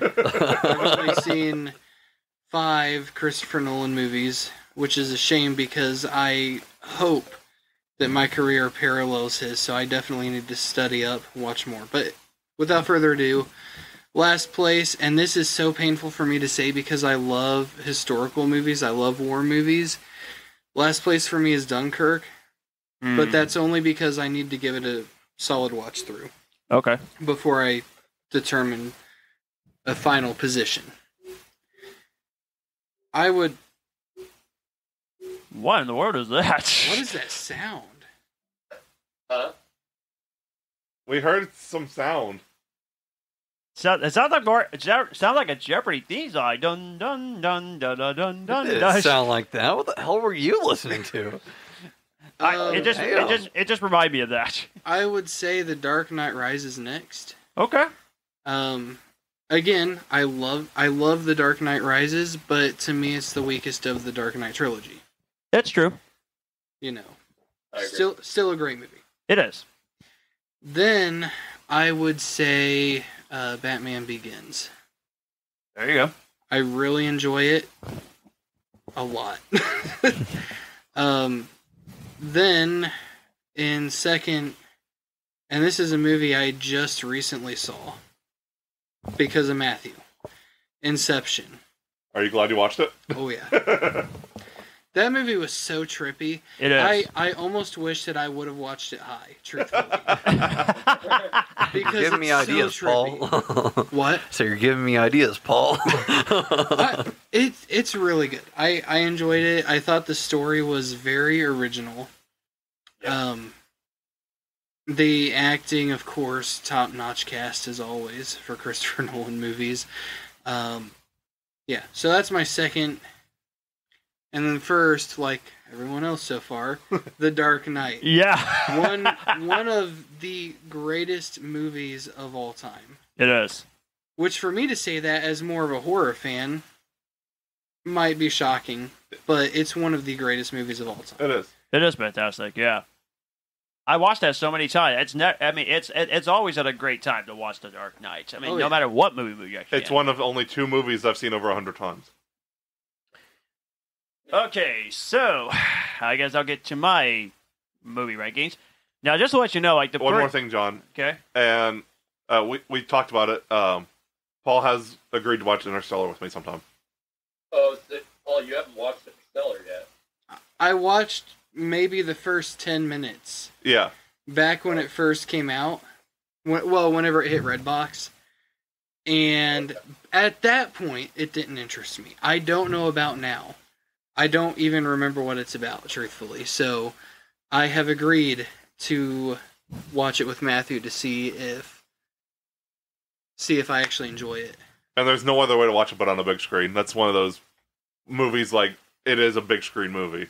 You're telling me I can't watch it on my phone? Hey, get the movie calculator. There's a lot of backstory behind that. Okay. All right. Just check out Reddit. All right. Just want to let you know, whenever I put this movie in last place, I gave a solid B+. He hasn't made a bad movie. I mean, He Christopher hasn't. Nolan He has hasn't. made a lot of movies that, I mean, he knows what he's doing. I mean, as a director, you got to give him an A+ for effort. Because he knows exactly what More than movies... effort for achievement. For achievement, absolutely. Absolutely. So, here we go. So, number 12 is going to be Following, which is so solid that I gave it a B+, because I surprisingly really enjoy the movie for the characters, and for a movie for only $6,000, it's a good-looking movie, honestly. Of course, it's in last place because it is his first movie. So, but it's really good. Number 11... I really try my best to love this movie, but I just cannot connect the puzzle, and that is Tenet. I really tried. You and Dylan are actually on the same page for once. I mean, I'll tell You you. always said about how Tenet I mean, confused you. I mean, I'll tell you this. I've got my Visually, opinions on it is fantastic. The acting performances is great and everything, and also I think they connect the puzzle. I think I knew what was going on, but I don't know, man. I mean, when I watched it at the movie theater, I gave the movie an A+, maybe because I was so excited to go back in the movie theater during COVID of 2020. But watching it again, I don't know. It's going to have to take me at least 5 or 6 viewings to understand the movie. There are fan theories online that connect Inception, Interstellar, and Tenet. Check those out. They're trippy. Okay. So I do like the movie that comes in number 11. I was not looking forward to saying this movie at number 10 because I'm pretty sure it's going to hurt when I put this movie at number 10 because I know that it's going to be painful. But I'm going to try my best to explain why I could not put this any higher. Oh, boy. Here we go. Interstellar. Burn the witch! Yes. Burn them at the stake. Here's why. Heresy! To start with the positives here. It is one of the most visually gorgeous Nolan movies he has ever directed. Let me see if I can do a Michael Shannon impression. Heresy! Visually, like I said, it's amazing. The acting is awesome. Matthew McConaughey, great performance. All right. And the space sequences is phenomenal, and I really like the story concept a lot. The story concept is great, but here's my minor issues. Tread carefully. For me, I thought the film was a little slow in terms of trying to get to the ending of the movie. I personally thought it was a little too long. I personally think they probably should have cut at least a few of the scenes to make it at least 2 hours and 30 minutes. I would have been fine with that. and I'm still trying to understand the plot twist. I get what Christopher Nolan is doing, but I just could not know what the plot twist is. Still not yet. Hopefully, when I watch it a third time or fourth time, I hope I'll appreciate this movie a lot more. Honestly, it all goes back to the one line in the movie. Anything, it all can all be traced back to the one line. No matter how you look at it, you can look at it a million different ways. It all translates back to the love is the one thing we are capable of perceiving that transcends time and space. And that's another thing I was going to say, too. The chemistry of the father-daughter relationship and the father-son relationship, really good. Really good relationship between these two. No matter what you get out of that movie, you could look at it multiple ways, interpret it multiple ways. It all goes back to that. Yeah. But yeah, I really wanted to love this movie. I still want to love this movie. I'm jealous and I'm not loving this movie. But I will watch it again. I will definitely watch it again. Good.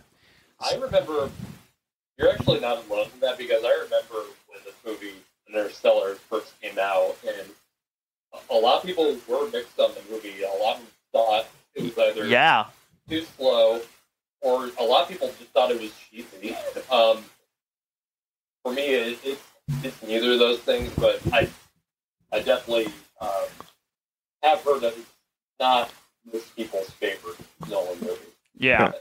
I get it. Yeah, I like it because not only am I a big space guy, but I also understand like all the physics behind it and stuff. If you don't like understand the scientific theory behind it, it can make it a lot harder for some people. But hey, top 10 is still pretty good for Interstellar, and so hopefully top 10 out of 12. So yeah, hopefully it'll go much higher the more times I watch it. So we'll see how it goes in the future. Ask Dylan for help with that. He can help it get higher. Listen, there you go. Okay, you know where to find him. Live for your ride hard. We're not getting to that. All right, now Too late. Now I came. I saw. I conquered. Now, you. bro. Oh no! Oh God. Add that to the. Oh yeah, no, dude. I will take that one with full pride. I'm at 19 now. All right. So 9 through 1 here. I gave all of these movies A pluses. So whatever favorite Nolan movie is your favorite, these are movies that I really do love and really enjoy, especially at number 9 here. And I was aware that that the story was going backwards, but I still love the movie, and that is Memento. I was very impressed how much I loved it when I watched it the first time. It makes it interesting to do it in rewind when they did this movie. I was very impressed with what the movie they actually did. And I gave it, I think, like a 9.6 out of 10, which is a great score. The thing is, I looked up online, and there are 2 different sides here. They say he clearly killed her, or the main character killed her. Make up your mind. Who did it? So It was the husband. It can't be the husband. It was the husband. Because he was Sammy. I don't buy that. I The personally. main character is also both the villain and the hero of the story, really. Yeah. See? I mean, it clearly showed that I don't know. It's freaking weird. It's very weird, but I still loved it for what it was because it makes me ask more questions than anything. But I still loved it for what it was. So there's that. All right, so now at number 8, I am a war movie guy, so of course I had to put Dunkirk at number 8. I like war movies in general. Don't nod your head, Dylan. But Do you guys have warring opinions on that?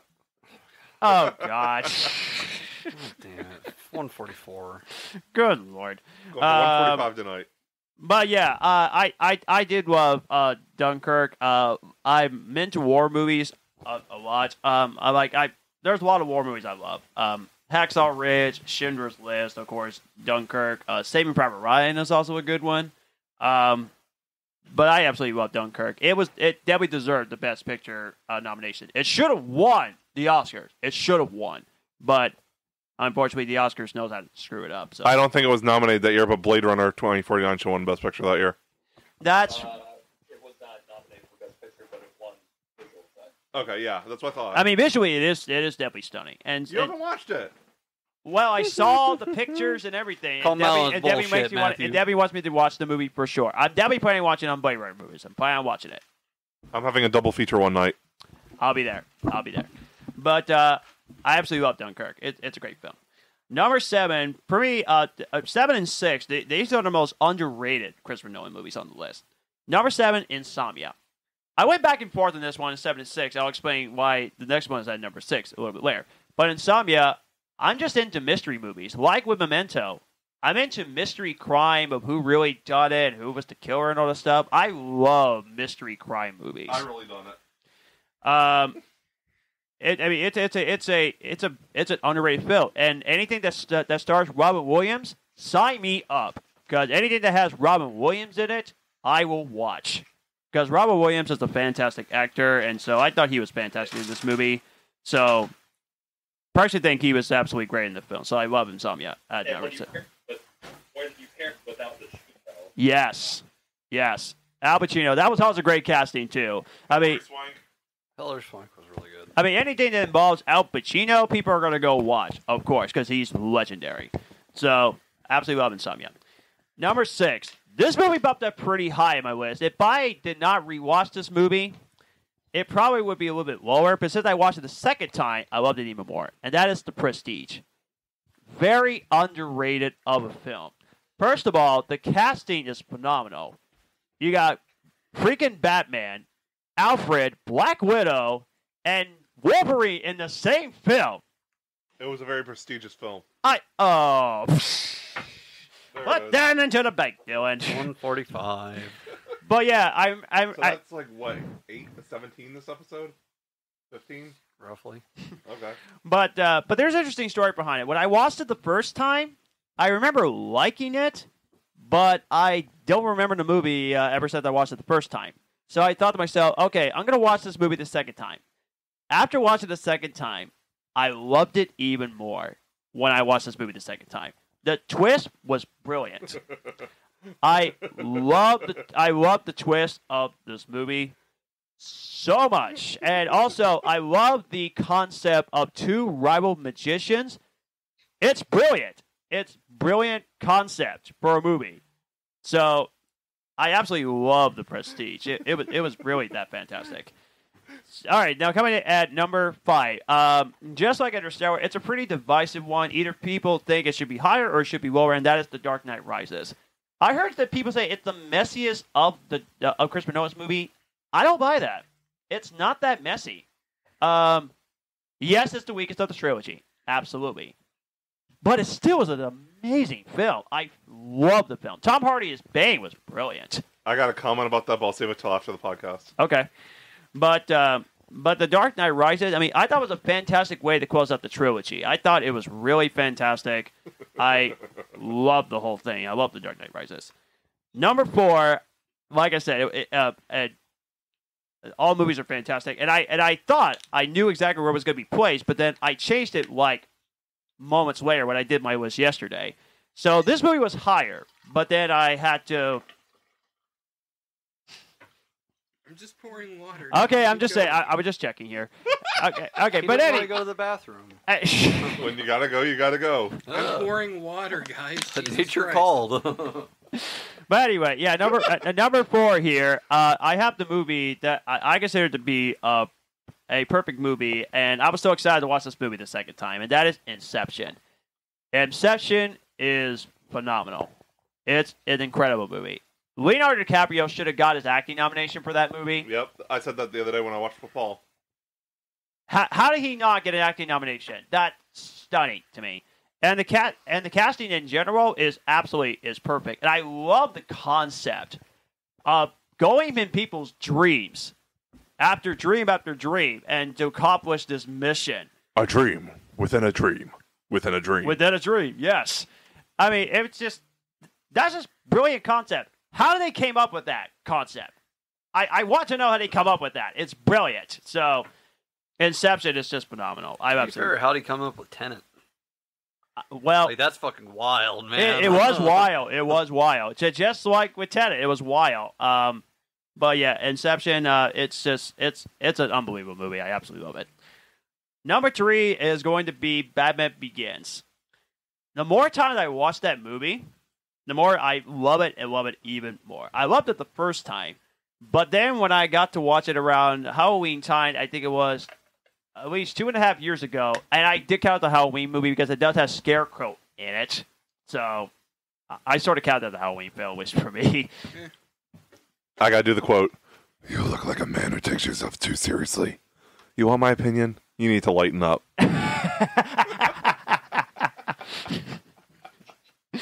But yeah, Batman Begins. I mean, just wow, what an incredible movie! Just a fantastic way to start the Dark Knight trilogy. I mean, when Batman and Robin was released, comic book movies looked like they were dead on arrival, and it looked way goofy than it already has been. Till the year after when Blade came out. Yeah, and then Christopher Nolan, he saved the Batman franchise in a big way. He saved the franchise. And I think X-Men saved superhero movies, though, not Spider-Man. X-Men paved the way for Spider-Man. I'll give it that too. Yeah. I'll give it that too. Yeah, I mean, it was starting to realize that the comic book movies were starting to get better and better after each superhero film they actually did. Batman Begins, like I said, it was just absolutely phenomenal. But yeah, I had Oppenheimer at number 2. I loved it that much. I only seen this film once, and I thought that I was going to put it at least at 4. But because of the story that I heard and how much it meant a lot to me, it's that high on the list at number 2. I loved it that much. And who knows, maybe when I watched it a few more times, it could take the top spot, but The Dark Knight always remains at number 1 for now. We've said this many times. It's the greatest comic book movie of all time. It's one of the greatest movies of all time. It might be one of the most important superhero movies of all time. Heath Ledger as the Joker is brilliant. And the casting as a whole, Christian Bale as Bruce Wayne and Batman, fabulous. I consider this a perfect movie, just like all the other movies I actually put on the list. I mean, I've said this many times. If there's a perfect movie, there's nothing wrong with it. And for people saying that it's overrated, Steve, if you're listening to this podcast, it's not overrated. I don't want to hear it. Steve doesn't listen to podcasts. Yeah, I know, but we're going to keep reminding him that it's not overrated, but that I digress. Tell him that at work. See what he says. Oh, I did. But yeah, I absolutely love The Dark Knight. So there you go. Those are my known rank gates. In the future, Interstellar will be higher. We shall see how it goes. It better be. I know. Dylan. I want to clarify that my list is from least favorite to most favorite. I didn't rank it in terms of what movie I think is better, because there are definitely movies on my list that aren't number 1 or 2 that are better than what are 1 and 2. For fucking sure. Let me just say that now. Oh no. Yeah, okay. Here we go. I've been saying it. About to be. I think that I have one bad take on this list. Okay. I have one bad take. But that's the reason why I clarify it's from least favorite to most favorite. I'm scared. Because after that bad take is when it gets really difficult for me. Other than what's at number 2. But number 2 was purely technical aspect. I'm scared. You should be. Oh no. Like I said, I have one bad take on this list. Like I said, I warned you. Number 12. Following. Again, it was a good starter movie. This is his origin. It was solid. I did like the twist of this one more than most of the other movies though. Because once you get to the very end where it's just the interrogation, it's not flashback scenes or anything like that. Once you get to the full-on interrogation scene, you're like, oh, and everything comes together. I like that. Doesn't keep it from being number 12. Number 11, Insomnia. Yeah, Robin Williams. I haven't seen a whole lot of his serious stuff. I know that he hasn't made a whole lot of serious movies. Like Watch 1 Hour Photo. Yeah, like 3 or 4 he's done. Yeah, it's not a whole lot of his repertoire, but this one, he was the really hardcore selling point of the movie for me. I fucking loved it. I like he comes off as very sincere and innocent, even after finding out, like, where he's like, no, it was an accident, like, I didn't mean to, and all this other shit. But then, like, when he's talking on the phone with Pacino's character, and you can hear him slip. Like, you hear the more sinister version of him, where he's like, well, her boyfriend beat her. I didn't think that would be an issue. And he just devolves from there, like, oh my god. I've never seen anything with Robin Williams being like that, so it was great. I like the mystery and everything. Granted, there wasn't a whole lot of mystery because we knew who did it after the first 20 minutes. Like, it happened pretty early on in the movie. But, I mean, it was good. The next two shouldn't be a surprise because I said I'm not a fan of based on true events movies. Number 10 is Dunkirk. I really like Tom Hardy's parts in it. It made me want to read up more about what happened to who he played after the events of Dunkirk. It made me want to do some research about that. I liked it overall. I was expecting that long one-shot running scene because I thought that we all said that it was Dunkirk last episode. I thought it was. Yeah, I was waiting for that and it never happened, and so I was a little let down. Number 9 is Oppenheimer. Again, it's a good movie, but it's not. There it is. No, there's one later. You guys are all not going to be a fan of this one. Oppenheimer, good movie. Again, not a fan of based on true events.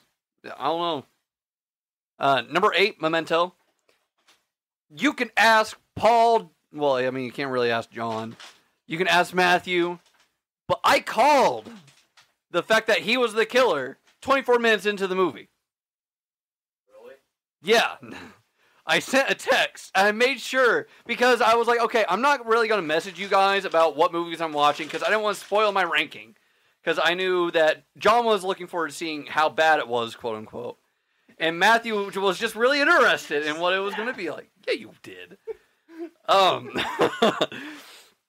I didn't want to make any comments. But 24 minutes into the movie, I paused it. I immediately sent a text to the group chat. I was like, I'm pretty sure it's the main guy. Like, it's either the main guy or it's Natalie. It's one of the two. And then as the movie went on, I was like, oh, okay, so that's what Natalie was about. Natalie is who actually convinces him to kill Teddy. Like, yeah, like he made his comment, his little note to himself earlier, thinking that it was Teddy. But after he forgotten about it, he probably wouldn't have even thought about it. So I was like, oh, okay. I was like, so that's what she really has to do with it. Turns out I was fucking right. He killed his fucking wife. I wasn't predicting the Sammy thing, but I was still right. Yeah, so that didn't really catch me off guard. Number 7, Dark Knight Rises. I tried to be fair in my Batman rankings. Because being one of the superhero sci-fi experts on the podcast, like, it's obvious that it would be higher up. So I tried to take that off of it. I've never been the biggest fan of the Dark Knight trilogy. They're good movies. I will fucking defend them till the end of the earth. Except for certain circumstances. Dark Knight Rises was the weaker of the trilogy. It just was. One thing that they could have done to change that movie so much was just having it so it wasn't Tom Hardy's voice. Like, they could have just changed that, and honestly, I feel like it would have bumped up a little bit. There were some choices with that movie. Anne Hathaway's Catwoman, though, I like it. I'm totally down with that. That was a good casting. John's pissed. Number 6. I haven't heard a bad take. Yeah, just saying. You seemed upset about the Oppenheimer one. Well, duh! Don't worry, the bad take's the next one. He's over there sweating. After Tenet. Tenet is number 6 for me. Oh, wow. It's higher up on my list than a lot of people would probably expect. Yeah. No, like, it was a good movie. It's the reason why I have the opinion about Christopher Nolan, where I feel like he really likes making overcomplicated movies for the sake of making overcomplicated movies. If it weren't for this movie, I would probably be like, yeah, no, I could see some credence to that, but I wouldn't feel it. Tenet was overcomplicated for the sake of being overcomplicated. It was a great story. There was a lot of great... Honestly, the entire movie was pretty great. A lot of the behind-the-scenes stuff about that movie, like the fact that they shot each scene twice, was great. Again, like, I was left wondering after the movie, like, it was confusing. So that's kind of the reason why I'm kind of, like, overcomplicated for the sake of being overcomplicated. But I digress. What was the protagonist actor's name? Was it John David Washington? Yeah. I want to see him in more shit. I He's fucking the loved him. creator. He's going to be the main reason why I see the creator now. I fucking love that dude. That dude was great. Denzel's fun. Yeah, I knew that Denzel was in it. No, he's not in it. I That's say, the I son. thought Wait. the name sounded familiar. Yeah, it's a son. Wait, really? Yeah, it's a son. I had no idea. That's fucking awesome. No, he lives up. I can't wait to see what more shit he does. Like he was great. Also, Aaron Taylor Johnson is a hard sell for me every single time. He was Quicksilver. Yeah. Yeah, he was in Tenet. I don't remember that. Yeah, no, he appeared toward the end when they separated into A and Blue or Blue and Red. Okay. Fucking yeah. He was one of the elite commanders. He's kind of a dick at the get-go, but I liked him at the end of it. Yeah, no, it was great. Also, I liked Robert Pattinson in it. If I wasn't a Pattinson fan, that movie made me one. Like, yeah, I liked it. This is the reason why I turned off John's mic. The Dark Knight. It is The Dark Knight. Yeah, okay. Remember, this is my least favorite to most favorite.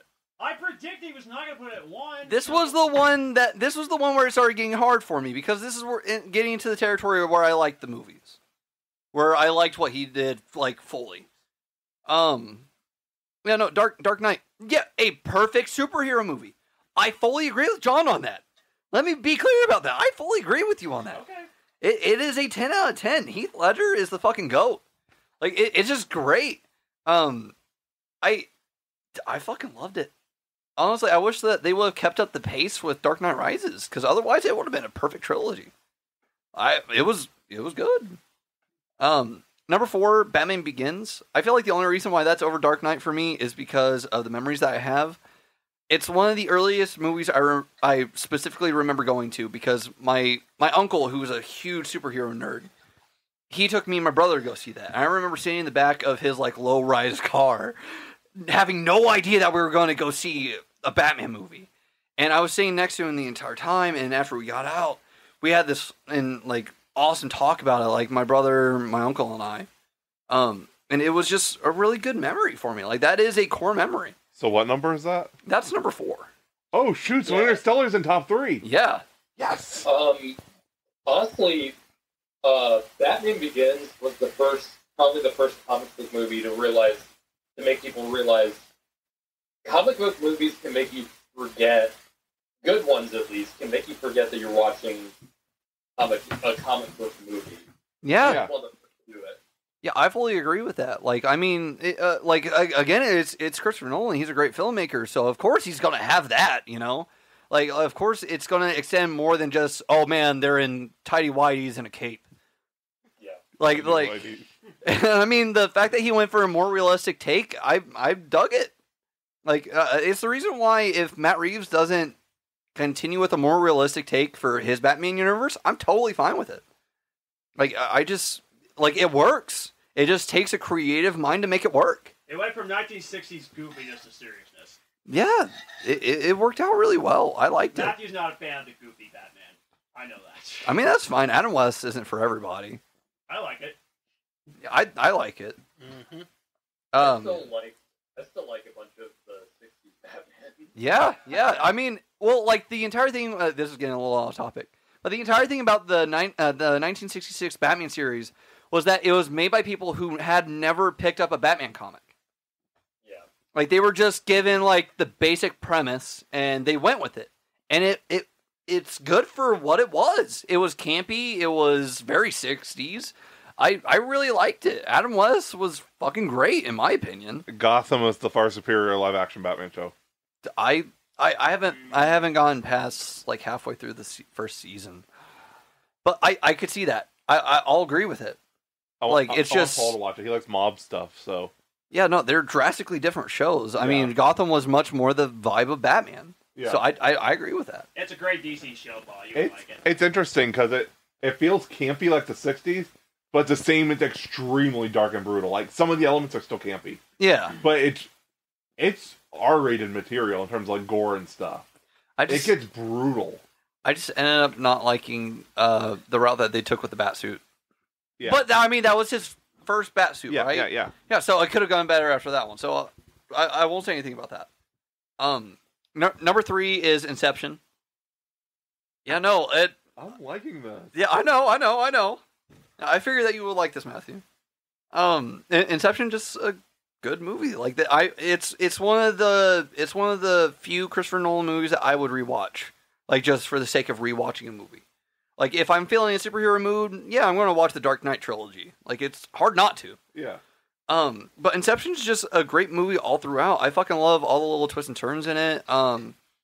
It's one of my favorite. It's one of my favorite more cinematic movies to talk about. It's in the top 2. It's number 2. All right. Yeah, no, Interstellar. It solely got to number 2 because of the technical aspects of it. Just the overall look of it. It's so beautiful. It looks amazing. Are you glad you didn't watch it on your phone? Very glad. Very glad. Again, I wish I loved the film. I need to watch it more often, though, so I actually understand it. Yeah, no, I mean, I'm pretty sure if I watch it again, it will be my number 1. It was good. Sure, I liked it. We could all watch it one night. Yeah, the 4 of us. I'd be fine with it. If I have the time, I'd be fine with it. So you have the Prestige at number 1. Yeah, and again, it's a nostalgia thing. It's not as good as the top half of the movies, in my opinion, or on my list. It's not as good as the top half of the movies. But my mom and I watched this movie all the time when I was growing up. I mean, we've mentioned it before, like the casting was fucking great. Hugh Jackman, I fucking love. The twist, David Bowie being Tesla, dude, it's great. The twist is probably one of the biggest, one of the most memorable things for me when it comes to movies. Yes. I just like that entire like field of hats. Yeah. Fucking, that's such a good shot for me. That lives rent free in my head. So with Interstellar, the water planet. Yeah. Did you catch the sound in the background? There was a sound going. What, like the ramping up of the wave? Yes, yeah, the ticking clock. Yeah, because of the time difference. Yeah. I picked up on that. I like that. That was a really good touch. Yeah, that was brilliant. Like I said before, Christopher Nolan he knows what he's fucking doing. Yeah. I may not like the guy, but he makes some pretty solid fucking movies. I like the amount of detail that he puts into it. It's almost Kubrick-esque. I turned John back up now. That's fine. We're past Dark Knight. Okay, I'm going to admit this. I'm wrong again on the rankings here, and I'll tell you why. The Prestige, I respect you for that. The fact is number 1, because like I said, I do love it that much. It doesn't get enough love in terms of a Christopher Nolan movie. He just turned you down because he figured he wouldn't be able to get a word in edgewise with Yeah. Dark Knight. Yeah. That's the main reason. You people started out like really early on. That's the reason. I was going to wait for Dark Knight to turn you down, just so you know. Gotcha. And then you started early. So I was like, okay, we're just going to get ahead of the curve on this one. It's fine. But I respect you for the Prestige to be number 1, because that does not get enough love in terms of a Christopher Nolan movie. For some reason, people have this one as the least favorite, or saying it's the worst Christopher Nolan movie. Like I said, when I watched it the second time, it got better when you watch this film the second time. And I probably didn't get the brother twist the first time, but when I watched it the second time, I was thinking, now it all goes together. Yeah. And the fact you also said that, a single one of those that you have, at least from, I think, 6 through 1, or all 10 to 10, that's good. So, that's good. Interstellar, I wish it was a 10 out of 10. Again, I feel so bad that I did not love Interstellar. I felt terrible that I did not love this movie. Yeah, just remember, it's in my top movies of all time. It's I know. in my top 10 of all time. Totally respect you for that. Totally respect you for that. So, okay, do it. I apologize. I'm sorry for being rude. I try not to be rude. I'm trying to find a message right now. I just want to go back to it. Oh no. Okay, was that great having you, Garrett? Yeah, it was great having you. Guys, that's there. Have the discussion. Hopefully we'll have you again soon. All right, cool. All right, see you, buddy. See ya. Let's see. And that is the biggest Christopher Nolan fan you'll find in this podcast. No, I think it's still me. Well, although you, Matthew, you and I come pretty darn close. Actually, I've got a piece of information you guys don't know.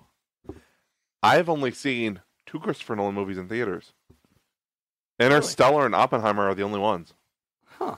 I did not know that. That's interesting. So you watched the Dark Knight trilogy on your TV? The first time I ever went to the movies was in 2005. Batman Begins was already out of theaters. Right. I hadn't seen Batman Begins yet before the Dark Knight. Okay. So, missed Dark Knight when it first came out. I ended up getting it for Christmas that year on DVD. After I'd watched Batman Begins around when it came out. And Dark Knight Rises I never got to see in theaters. Huh. That's weird. That's a thing. Well, although And Inception I didn't watch till like 2 years later. I wasn't into superhero movies at the time because I didn't watch a lot of PG-13 films. But as I got older, I got to watch a lot of PG-13 films. So Dylan's like his game time. Well, I'm just going to make a comment on that. yeah, I remember one more quick thing. Yes. Dark Knight trilogy. I saw all those in the theater. I remember exactly where I was and who I was with each time. First time was with my uncle and my brother. Second time, or the second movie was with my grandma and my brother. And then the third movie, I was with my mom. Okay. Yeah, so I remember every single one that I saw. Otherwise, it was just Oppenheimer. That was the only other one. No, I want to read this exchange from our group chat. From the official Cinema Asylum group chat. John said, Yeah. "Oh, I bet that Dylan's list will be much worse." I said, "John, I don't think you want to see the scoreboard of who's been disagreed with most, because on numerous occasions it was you against everyone, Elmao. And do not bring up The Dark Knight. I ranked it in the top quarter of all DC movies I've seen." John said, "Sigh. Dylan, don't play the get out of jail free card defender. You don't like him, so therefore your list will be horrible. Also, you know I will bring up The Dark Knight." I said, "John, Okay. I don't like him. I don't like him, not his movies, you absolute dingus." And a couple more times since this, did you say that my list was going to be absolutely horrendous? And yes, that is a direct quote. You said that it was going to be horrendous. I always said that because I thought you hate the guy. I don't hate him. I don't hate Christopher Nolan. Let me make that clear. Okay. And it's a I just separation don't of like art and person. Exactly. Okay. I just don't like him. I think he's very pretentious, especially after seeing the demands that he made leaving WB. Like, I think that he's a pretentious filmmaker, which, granted, he's a great filmmaker. So weird he's gotten up there, and he deserves to I find it so weird that Barbie WB, the studio that Christopher Nolan used to work with, was actually out the same weekend. That's funny. That's funny. They probably did it on purpose, honestly. Probably so. And yeah, they're making good chunks of money for both of these movies. Yeah. But I apologize again for that. Yeah, you should. We need to keep a fucking scoreboard in here. We need a scoreboard for the drop mat, too. Yeah. Because I'm getting that mat eventually. But anyway, to give you our conclusion, we all have different takes on what we think is the best Christopher Nolan movie, and that's clearly fine because Christopher Nolan, he's a very ambitious filmmaker, and he doesn't like the word no. He likes the word yes. He does not like the word no. No. Not in the bad way. No, if he wants this movie to be like this, he wants the movie to be like that. And that's going to do it for this episode. Thank you so much for listening. We appreciate that. Matthew. I had something. I forgot what it was. Besides, Sorry, Matthew. It's okay. Crap. I forgot what it was. Well, also next week, John actually picked the episode that we're doing. Well, are you watching Haunted Mansion? Yeah, fuck yeah. So we got your Haunted Mansion review, and we're doing I'm planning to see Haunted Mansion too. Dude, I cannot fucking wait for this movie. Movies that didn't need a sequel. Can we just one sequel or there's It could be if you want multiple sequels. franchise. Yeah, you could do There's so many franchises. movies that should Okay. never had sequels. Okay. Could we also do sequel to sequel? Or is it just like Well, actually- OG movie and then the sequels aren't needed? Actually, I feel like that it could be a sequel after a good sequel. It could Yeah. be that too. Absolutely. I feel like a direct sequel, like a second movie, if it's bad, or if after like the second movie, like there are multiple bad in a row. I feel like that's the best way to do Okay, it. so it's got to be negative connotations. Yeah. Okay, never Yeah. mind then. Yeah. But yeah, I'm definitely planning on seeing the Haunted Mansion. Whether I'm going to see it solo or whether I'm going to go see it with Dylan, we'll have to figure that out. When we're going to go see the Haunted Mansion. I don't know. I have to find the time. Yeah. Hopefully I'm not packed like I was this fucking week. Yeah. Having to do my Barbenheimer run and then rush over here sucked. We'll talk more about it when it gets close. We'll talk more about it. But, yeah, as always, thank you so much for listening. It's been awesome to have all four of us here. And one more quick thing also. Don't forget to check out the Paul Allen Network. Don't forget to check out his YouTube page and also more information about his upcoming short films and films that are coming up, including The First Harvest. That's going to be premiering at the Strand, which I cannot wait to see. Lots of good things coming up, that's for sure. I'm looking forward to that. And that's all I got. I'm trying to figure out what Dylan's doing. I don't know what you're talking about. Paul's like, you want us to say something? But anyway, make sure you check us out on Facebook, on Twitter, and Instagram. Don't forget to check us out on the streaming services, including on iTunes, Spotify, Amazon Music, and everything in between. And Including John's OnlyFans. Yeah, remember to check him out. Live for your ride hard. I thought we were not going to do any more of those jokes. What are you talking about? It's not explicit.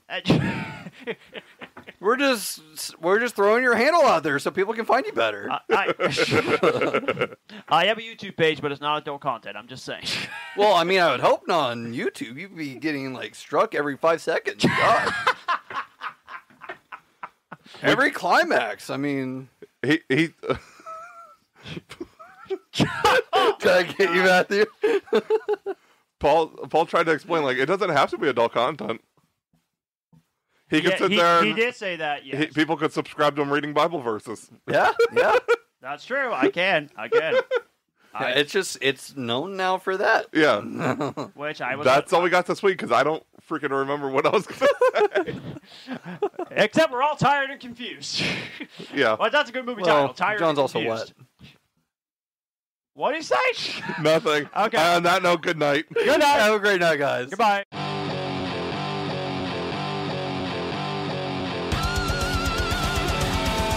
We have been the Cinema Asylum Podcast. You guys were awesome. Thanks for coming out. Good night.